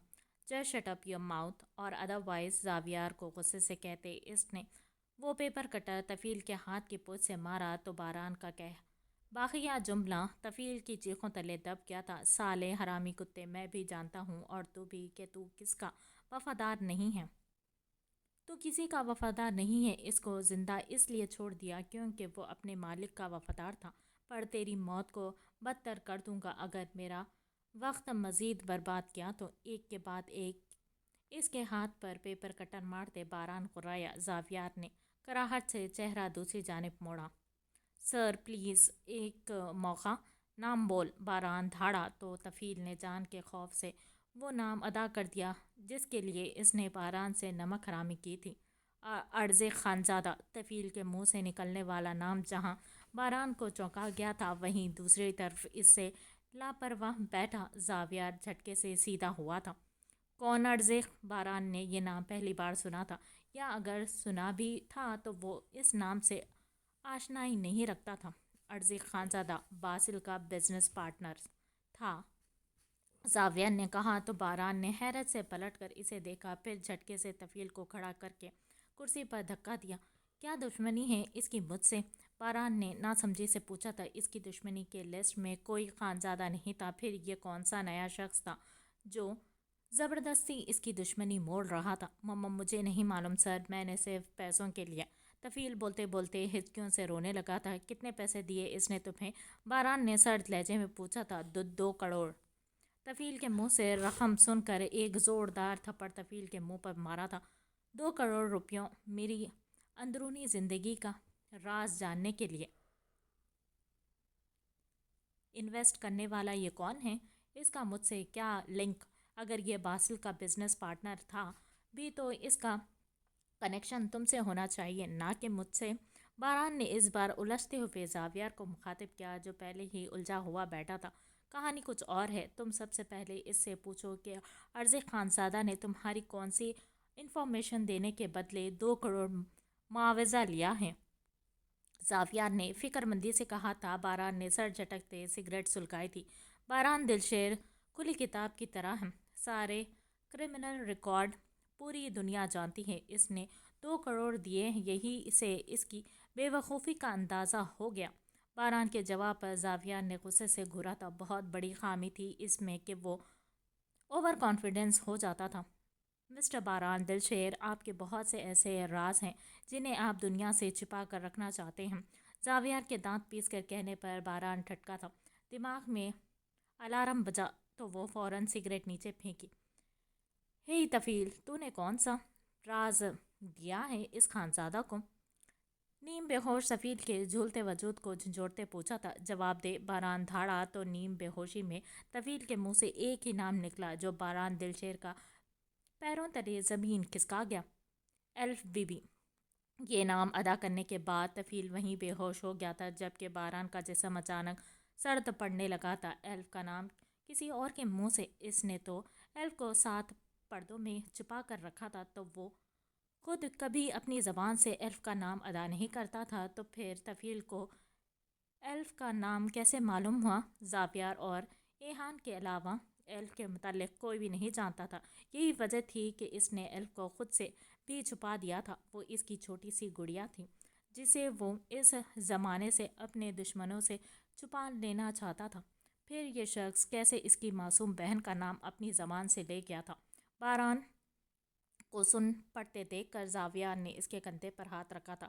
زاویار یہ ایلف کے بارے میں کیسے جانتا ہے؟ ایلف کے بارے میں تو میں نے کسی کو نہیں بتایا، کوئی نہیں جانتا کہ وہ کہتے کہتے سر پکڑ گیا تھا۔ Shit damn it! اپنے سر پر ہاتھ مارتے باران نے زور سے ٹیبل کو ٹھوکر ماری تھی۔ تم ایلف کی سیکورٹی سروس کو الرٹ کر دوں؟ زاویار نے اسے مسئلے کا حل بتایا تھا۔ میں نے کوئی سیکورٹی سروس رکھی نہیں ہے۔ اس کی سب سے بڑی سیکورٹی یہی تھی کہ کوئی نہیں جانتا وہ مجھ سے یعنی باران دلشیر سے منسوب ہے، پر یہ میری خام خیالی تھی۔ اپنا فون اٹھاتے باران کمرے سے باہر بھاگا تھا، جبکہ زاویار وہیں بیٹھا زمین پر رکھے پیپر کٹر کو دیکھ رہا تھا۔ ارزے خانزادہ، منہ سے نام ادا کرتے ہوئے 1000 سوال دل میں محیط تھے، جس کا جواب فی الحال اس کے پاس نہیں تھا۔ وہ ذاتی طور پر ہی ارزے خانزادہ کو نہیں جانتا تھا، صرف ایک یاد 2 مرتبہ کسی بزنس میٹنگ میں ملاقات ہوئی تھی۔ ان ملاقاتوں پہ اسے اندازہ ہوا تھا کہ وہ کافی گہرا بندہ ہے۔ اپنی ٹی شرٹ واپس پہنتے ایک نفرت بھری نظر بے ہوش پڑے طفیل پر ڈال کر وہ کمرے سے باہر نکل گیا۔ سامنے ہی لان کے دروازے پر باران کسی سے فون پر گفتگو کرنے میں مصروف تھا۔ اس کا دانا ہاتھ اس کی گردن کی پشت پر تھا۔ یہ علامت باران کی پریشانی کو ظاہر کرتی تھی۔ جب وہ شدید پریشان ہوتا تھا تو پریشانی کے عالم میں یوں ہی اپنی گردن کے اگلے حصے کو رب کرتا تھا۔ تمہیں کیسے معلوم ہوا طفیل تمہیں چیٹ کر رہا ہے؟ وہ پچھلے کئی سال سے تمہارے ساتھ تھا۔ باران کو اطمینان سے فون رکھتے دیکھ کر زاویار نے استفسار کیا تھا۔ چور چوری سے جائے، ہیرا پھیری سے نہ جائے۔ بندہ اپنی چال کی لڑکھڑاہٹ سے پکڑا جاتا ہے۔ 2 بار آفس میں دیکھا تھا۔ میرے اچانک آنے پر پکڑے جانے کا خوف اور ہاتھوں میں لرزش۔ ابھی جب میں بیسمنٹ سے سزا دے کر نکل رہا تھا تو وہ کسی کو میسج ٹائپ کر رہا تھا۔ میرے دیکھنے پر اس کے ہاتھوں پر لرزش طاری ہو گئی تھی۔ اب کی بار باران قدرے پرسکون انداز میں بتا رہا تھا۔ اس کا انداز بتا رہا تھا کہ وہ مسئلے کا حل نکال چکا ہے۔ زاویار اس کی باریک بینی پر مسکرایا تھا۔ مت مسکرایا کرو، قسم سے زہر لگتے ہو، باران نے چڑھتے ہوئے کہا تھا۔ کیوں جل رہے ہو میری دلکش مسکراہٹ سے؟ 1000 نازک دل قربان جاتے ہیں اس دلکش مسکراہٹ پر، زاویار نے کہکا لگاتے کہا تو نہ چاہتے ہوئے بھی باران بھی مسکرانے لگا۔ تم کسی لیے یہاں آن وارد ہوئے تھے؟ تم نے بتایا نہیں؟ باران خود لان میں رکھی کرسی کی طرف بڑھ گیا تھا اور زاویار کو بھی وہیں آنے کا اشارہ کر رہا تھا۔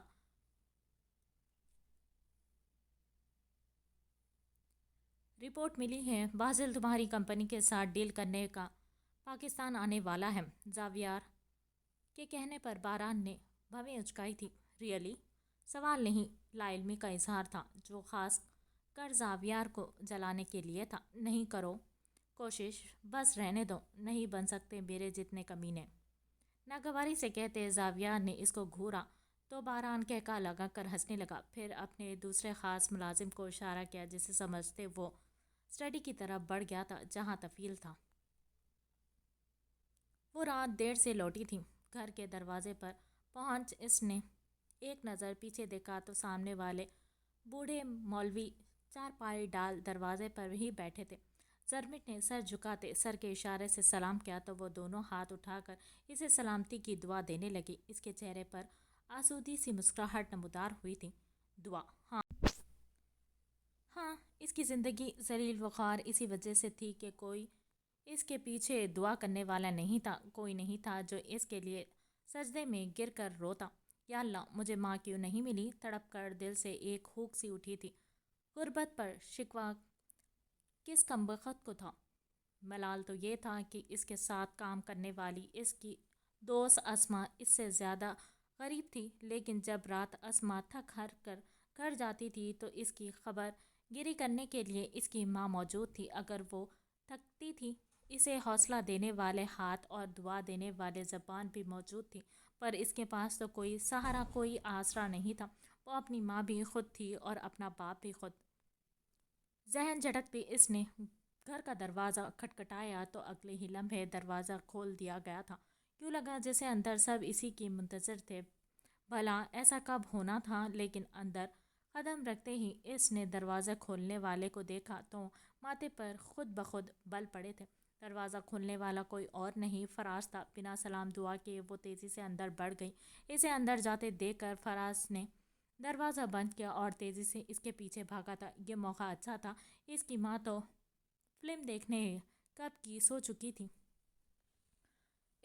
فلم دیکھتے دیکھتے کب کی سو چکی تھی اور وہ جب سے زرمش کے انتظار میں پڑ تول رہا تھا۔ کہاں سے آ رہی ہے؟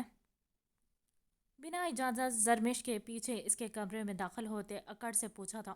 زرمش نے اسے بھویں اچکا کر دیکھا تھا جیسے پوچھنا چاہ رہی ہو، تم کون ہوتے ہو پوچھنے والے؟ کمرے سے نکلو۔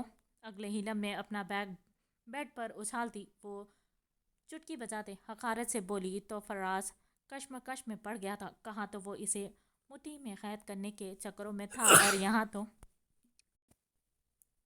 اور یہاں تو اس کے تیور خطرناک حد تک بگڑے ہوئے تھے۔ فراز کو اپنا کام بگڑتا ہوا محسوس ہوا۔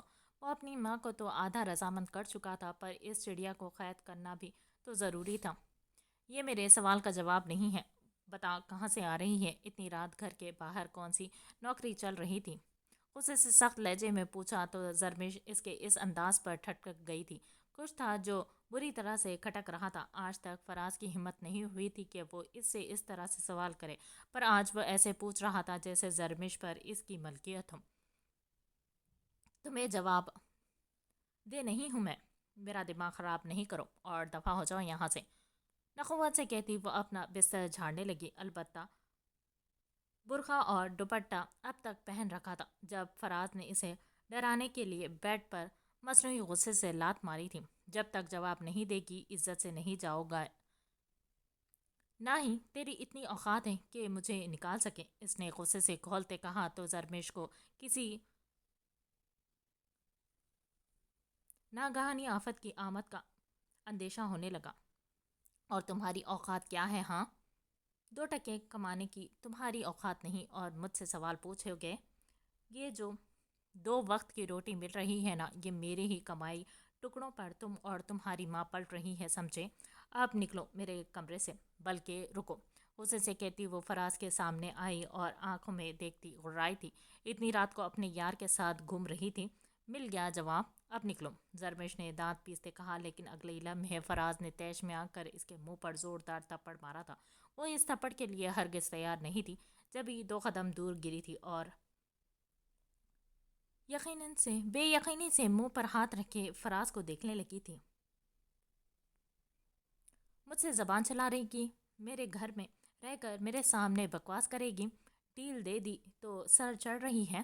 2 لمحے چٹکی بجاتے وہ صدمے سے گنگ زرمش کے سامنے کھڑا تھا۔ 2 منٹ میں تیرے پر کاٹ سکتا ہوں۔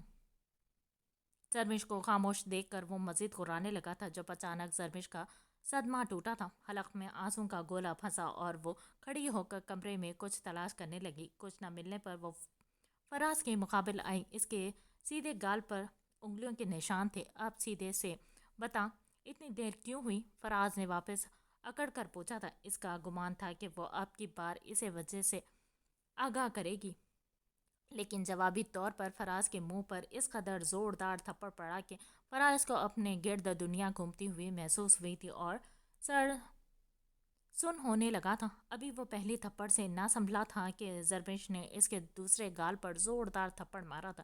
اس سے پہلے فراز جوابی کارروائی کرتا، وہ اپنے گلے سے دوپٹہ اتارتی فراز کے گلے میں پھنسا چکی تھی۔ دوپٹہ گلے میں پھنساتے زور سے کھینچا کہ فراز دوپٹہ گلے سے نکالنے کی کوشش میں زمین پر گرا تھا۔ مجھ پر ہاتھ اٹھائے گا؟ اپنے باپ کا مال سمجھا ہے، حرامی کتے! بے درپے فراز کے کمر پر لات مارتی وہ اپنے ہوش کھو بیٹھی تھی۔ اتنے دل کی بھری ہوئی تھی کسر فراز کے جسم پر اتار رہی تھی۔ اب میں تجھے بتاتی ہوں کہ اذیت کسے کہتے ہیں۔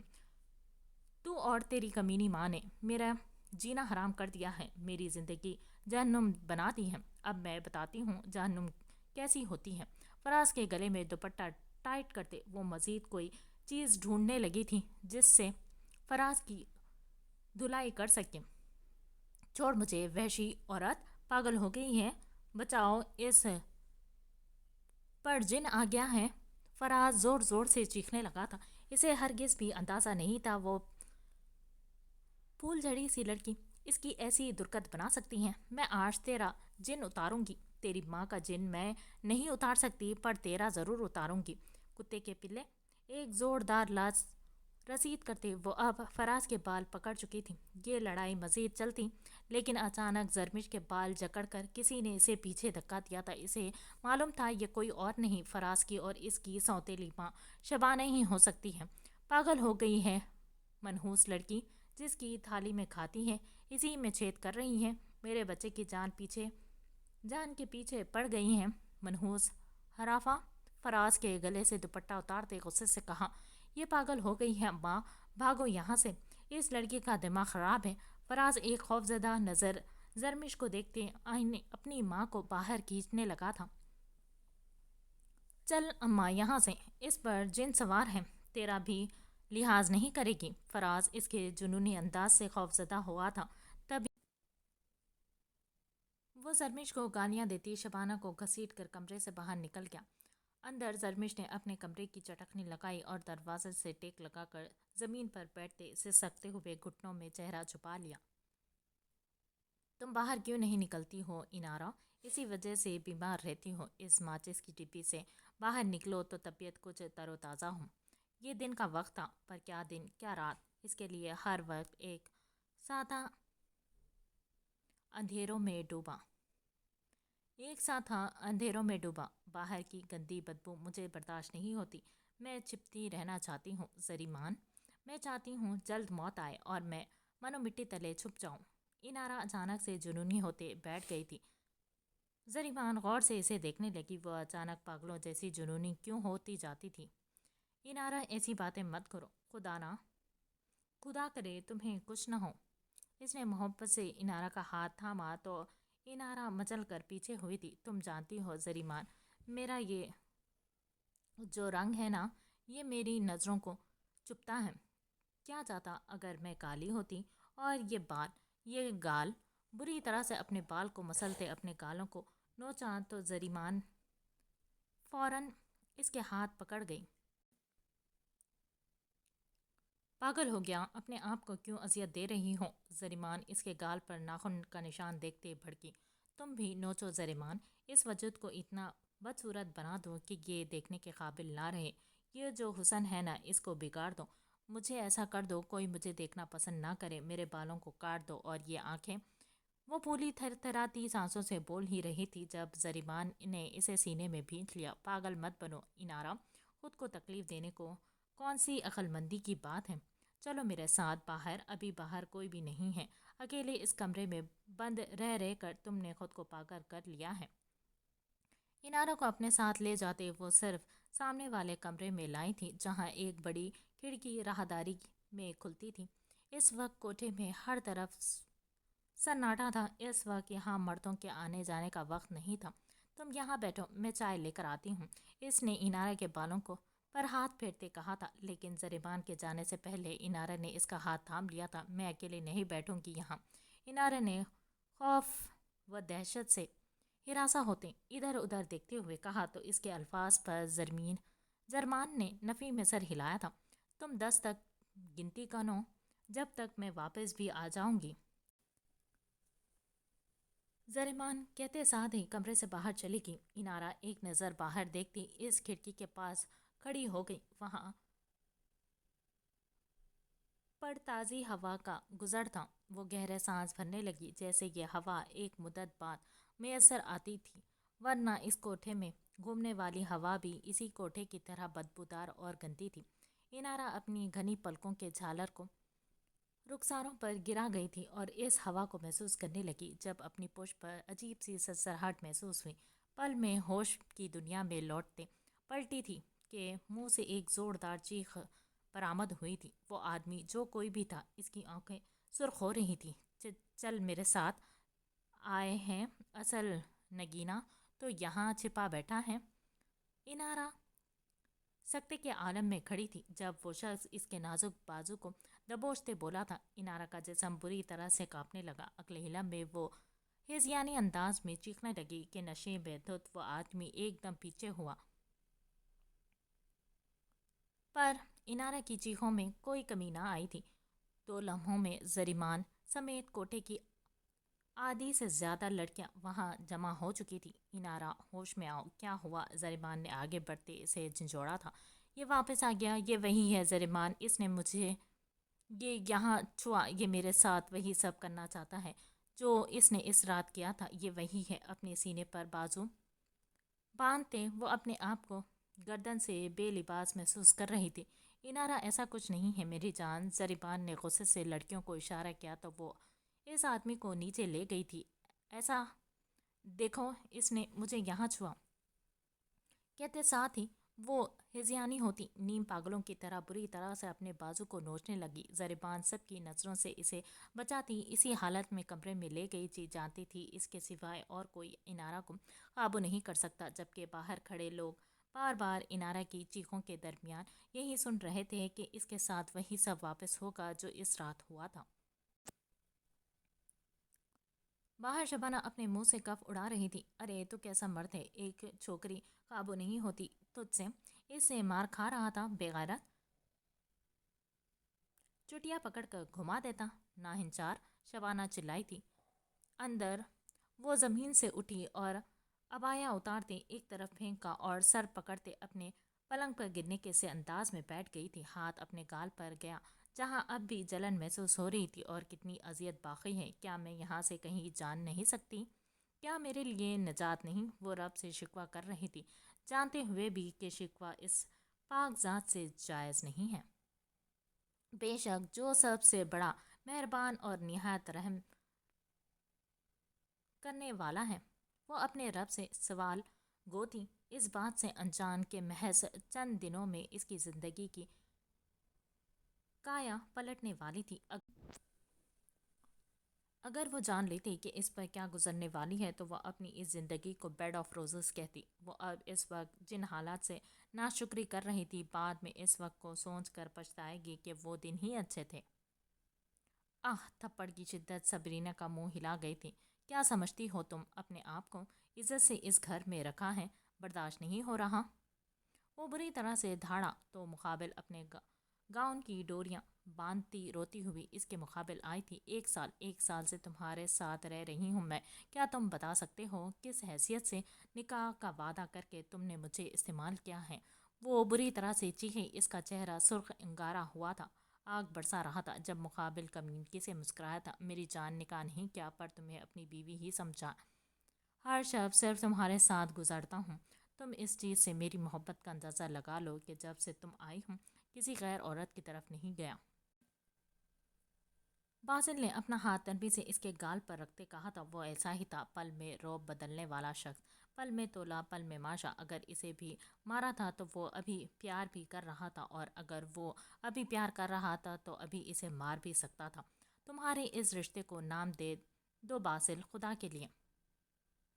تو ہمارے اس رشتے کو نام دے دو باسل، خدا کے لیے، مجھ سے نکاح کر لو۔ سبرینا روتے ہوئے باسل کے سامنے ہاتھ جوڑ چکی تھی۔ ایسا نہیں تھا کہ وہ بھی اس شخص سے محبت کرتی تھی، محبت نہ اسے پہلے تھی نہ ہی اب ہے، لیکن اب باسل کے علاوہ اس کے پاس کوئی دوسرا راستہ تھا نہیں، نہ ہی کوئی آپشن تھا۔ وہ کب تک ایسی حرام زندگی گزارتی؟ ابھی باسل اس کے ساتھ تھا، کل باسل کا دل اس سے بھر جاتا تو اس کا کیا ہوتا؟ میری جان، ایک ہی ضد بار بار کرتی ہوں، اس لیے مجھے غصہ آتا ہے اور میں پھر ہاتھ اٹھاتا ہوں۔ تم مجھے خود سے عاجز کرتی ہی کیوں ہو؟ کہا نا بہت محبت کرتا ہوں تم سے، کبھی نہیں چھوڑوں گا۔ شیشے کے سامنے کھڑے ہوتے باسل اب اپنی ٹائی درست کرنے لگا تھا۔ اگر محبت کرتے ہو تو نکاح کرنے میں کیا مسئلہ ہے؟ وہ چٹک پڑی تھی، اسے اپنا آپ ایک گھٹیا کی طرح لگتا تھا، ایک دل بہلانے والے کھلونے کی طرح جسے جب چاہا اس شخص نے اپنا دل بہلا لیا۔ محبت اس لیے کرتا ہوں کیونکہ تم محبت کیے جانے کے قابل ہو، سرائے جانے والے حسن ہے تمہارا، تمہارا رنگ روپ ایسا ہے کہ باسل تمہارا دل و جان سے دیوانہ ہو جائے۔ تم ہو محبت اور چاہے جانے کے لائق، لیکن سرشار سے بولتا وہ سبرینا کے مقابل آیا۔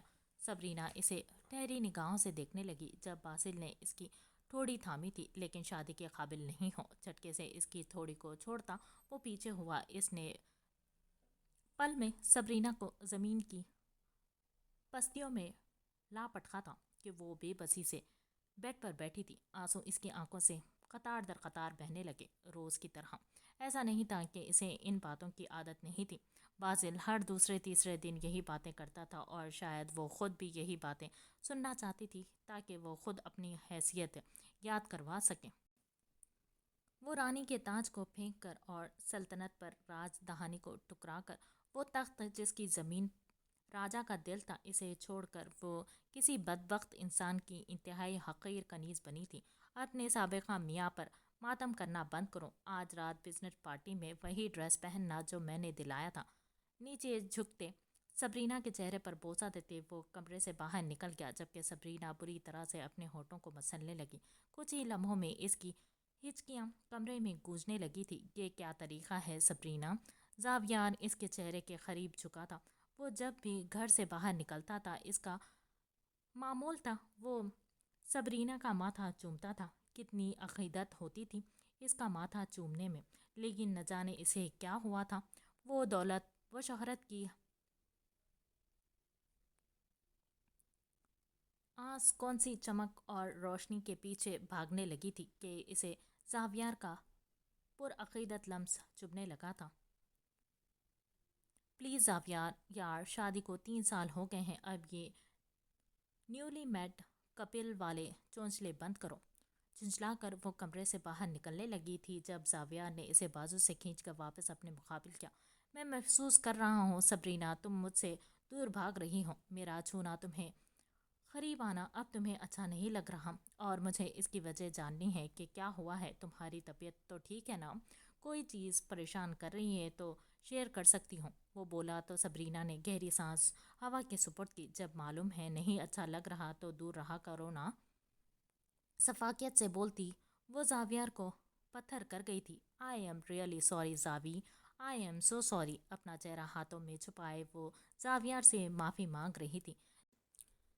جس چمک کو دیکھ کر وہ باسل کی طرف آئی تو وہ تو محض کسی دوسرے کی روشنی کا ریفلیکشن کا ایفیکٹ تھا، محض ایک سیراب، ایک دلکش مگر بھیانک دھوکہ۔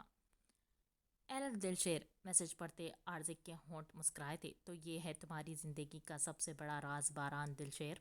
وہ چڑیا جس میں باران دلشیر کی جان بستی ہے، اس چڑیا کو خود سے دور परदेश में संभाल रखा है। हंसते हुए वो एल्फ के नाम पर उंगलियां फेर रहा था। सर, हो सकता है तफील चीट कर रहा हो, इसने हमें कोई गलत इन्फॉर्मेशन दी हो, आर्जिक के पीछे खड़े इसके खास आदमी ने कहा तो आर्जिक ने नफ़ी में सर हिलाया। नहीं, चीट नहीं कर रहा। जानते हो, हर किसी की एक कमज़ोरी ज़रूर होती है। मैं जब से बारान दिलशेर के पीछे हूँ, जानते हो, डायरेक्ट इस पर वार क्यों नहीं किया। अपनी जगह से खड़े होते वो ट्रेडमिल पर चलने लगा। ब्लैक बनियान और ब्लैक ही ढीला ट्राउज़र पहने इसके गले में छोटा सा तवलिया लटका था। इसका ख़ास आदमी और इसका मैनेजर सफ़ान इसी को बगौर सुन रहा था, जिसके एक कान में ब्लूटूथ लगा था। क्यों नहीं किया? सफ़ान ने तजस्सुस से पूछा। क्योंकि बारान दिलशेर बहुत ताकतवर है। छोटे मोटे वार से या इसे जानी नुकसान या माली नुकसान पहुंचाना बेकार है।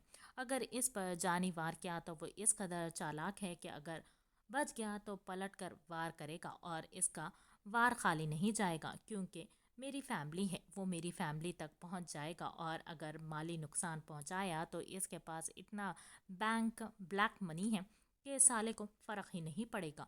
इसलिए मैं 2 साल से इसकी कमज़ोरी तलाश कर रहा हूँ कि कहीं से तो मिले। इतना तो मुझे भी अंदाज़ा था कि इसकी कोई ना कोई कमज़ोरी ज़रूर है, पर इस बात ने मुझे धचका पहुँचाया है। बल्कि जिसको मालूम होगा झटका ही लगेगा कि बारान दिलशेर की बहन भी है।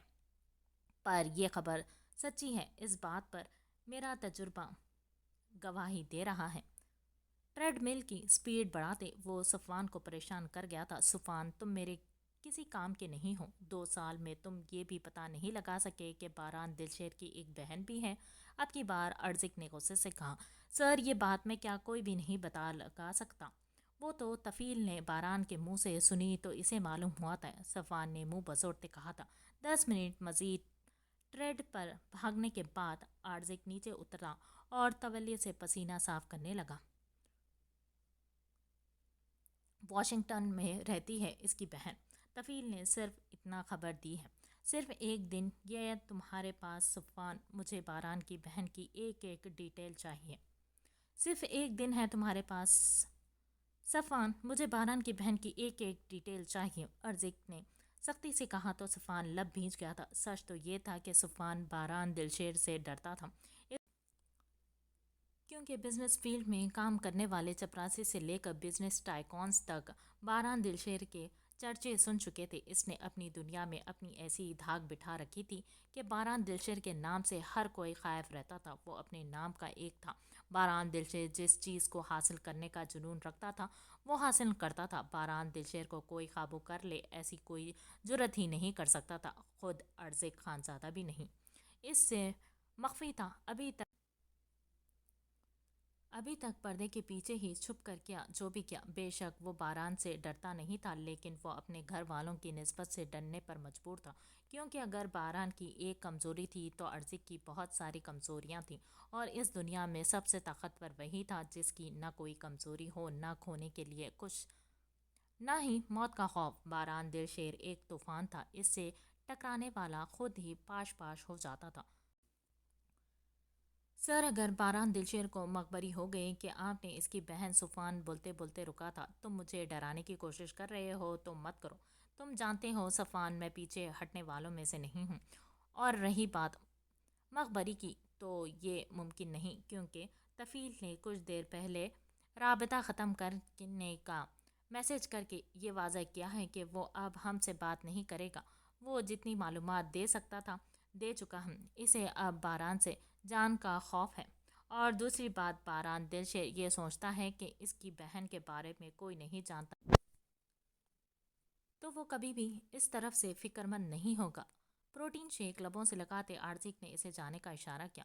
आप बारान की बहन के साथ क्या करेंगे? कब से दिल में कलबलाता सवाल पूछ ही लिया था कि आर्जिक ने गहरी सांस ली थी। इससे शादी करूँगा।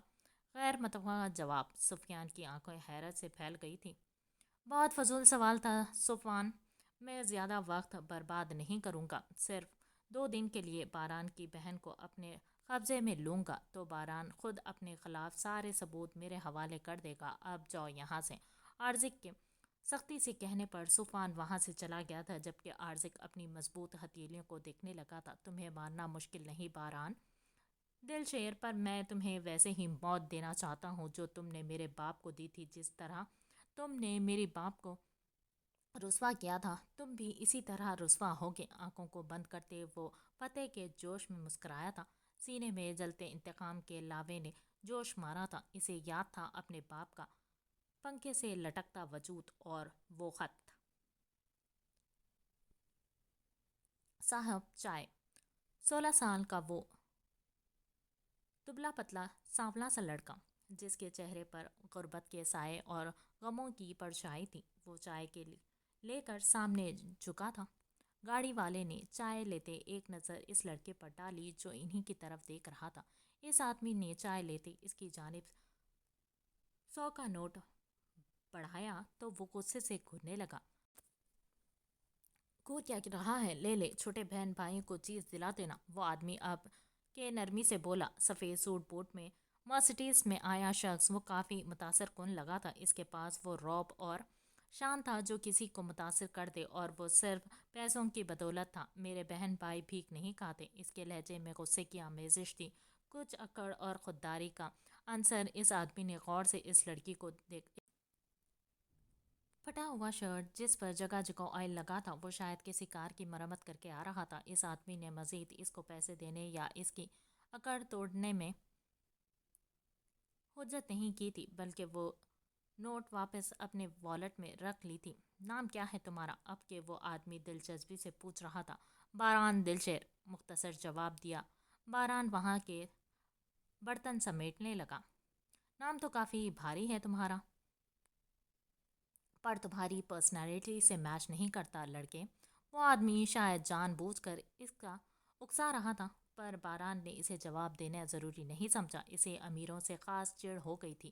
ان کا مخاطب کرنا یا بات کرنا نفرت انگیز لگتا تھا۔ تم سے بات کر رہا ہوں لڑکے میں۔ اب کہ وہ آدمی نظر انداز ہونے پر غصے سے بولا تھا۔ میں ہر بات کا جواب دینا پسند نہیں کرتا، نہ ہی پابند ہوں، سادگی سے کہتا ہے۔ وہ اٹھ کر وہاں سے چلا گیا، جبکہ وہ آدمی باران کی پش کو دیکھنے لگا۔ پرسنالٹی نہیں ہے، پر اکڑ ہے۔ کب سے کام کر رہا ہے یہ لڑکا تیرے پاس؟ اب کہ وہ آدمی سگریٹ سلگاتا اس گیراج کے مالک کی طرف متوجہ ہوا تھا۔ کچھ مہینے ہی ہوئے ہیں۔ کافی دکھی کہانی ہے اس لڑکے کی۔ اس کی ماں بھاگ گئی ہے اور باپ کافی نیک تھا، چل بسا جب سے گھر کا بڑا یہی ہے۔ اسی لیے کام نہ آنے کے باوجود بھی میں نے اسے ماہانہ 8,000 پر نوکری پر رکھ لیا ہے۔ گیراج کا مالک اپنی بڑائی بیان کرتے ہوئے باران سے ہمدردی کا اظہار کرنے لگا۔ تو مجھے اس گیراج کے ساتھ یہ لڑکا بھی ملے گا؟ اس آدمی نے دلچسپی سے پوچھا۔ وہ یہاں یہ گیراج خریدنے ہی آیا تھا؟ ہاں، پر یہ لڑکا تمہارے کسی کام کا نہیں ہے دلاور سیٹھ۔ تم جس کام کے لیے گیراج لے رہے ہو یہ لڑکا وہ کام نہیں کرے گا، گیراج کے مالک نے دلاور سے کہا تو دلاور کہکا لگا کر ہنسا۔ تمہاری سوچ غلط ہے کہ لڑکا وہ کام نہیں کرے گا، بلکہ یہ لڑکا ہر وہ کام کرے گا جو میں اسے کہوں گا۔ دلاور سیٹھ سگریٹ جلاتے یقین سے بولا تو گیراج کا مالک جذبس کا شکار ہو گیا تھا۔ اسے معلوم تھا دلاور غیر قانونی کام کرتا ہے، سمگلنگ مافیا ہے۔ حقیقت یہ تھی کہ اس کے دل میں باران کو لے کر فکر پیدا ہوئی تھی۔ وہ بنا ماں باپ کا کم عمر بچہ تھا۔ وقت نے اسے اپنی عمر سے پہلے جوان کر دیا تھا۔ اس وقت اس کے زخم تازے تھے۔ اس کو باران کی فکر ہوئی تھی کہ اس موقع پر بڑے بڑے لوگ صحیح غلط کا فیصلہ نہیں کر پاتے تو کہیں وہ غلط راستے پر نہ چلا جائے۔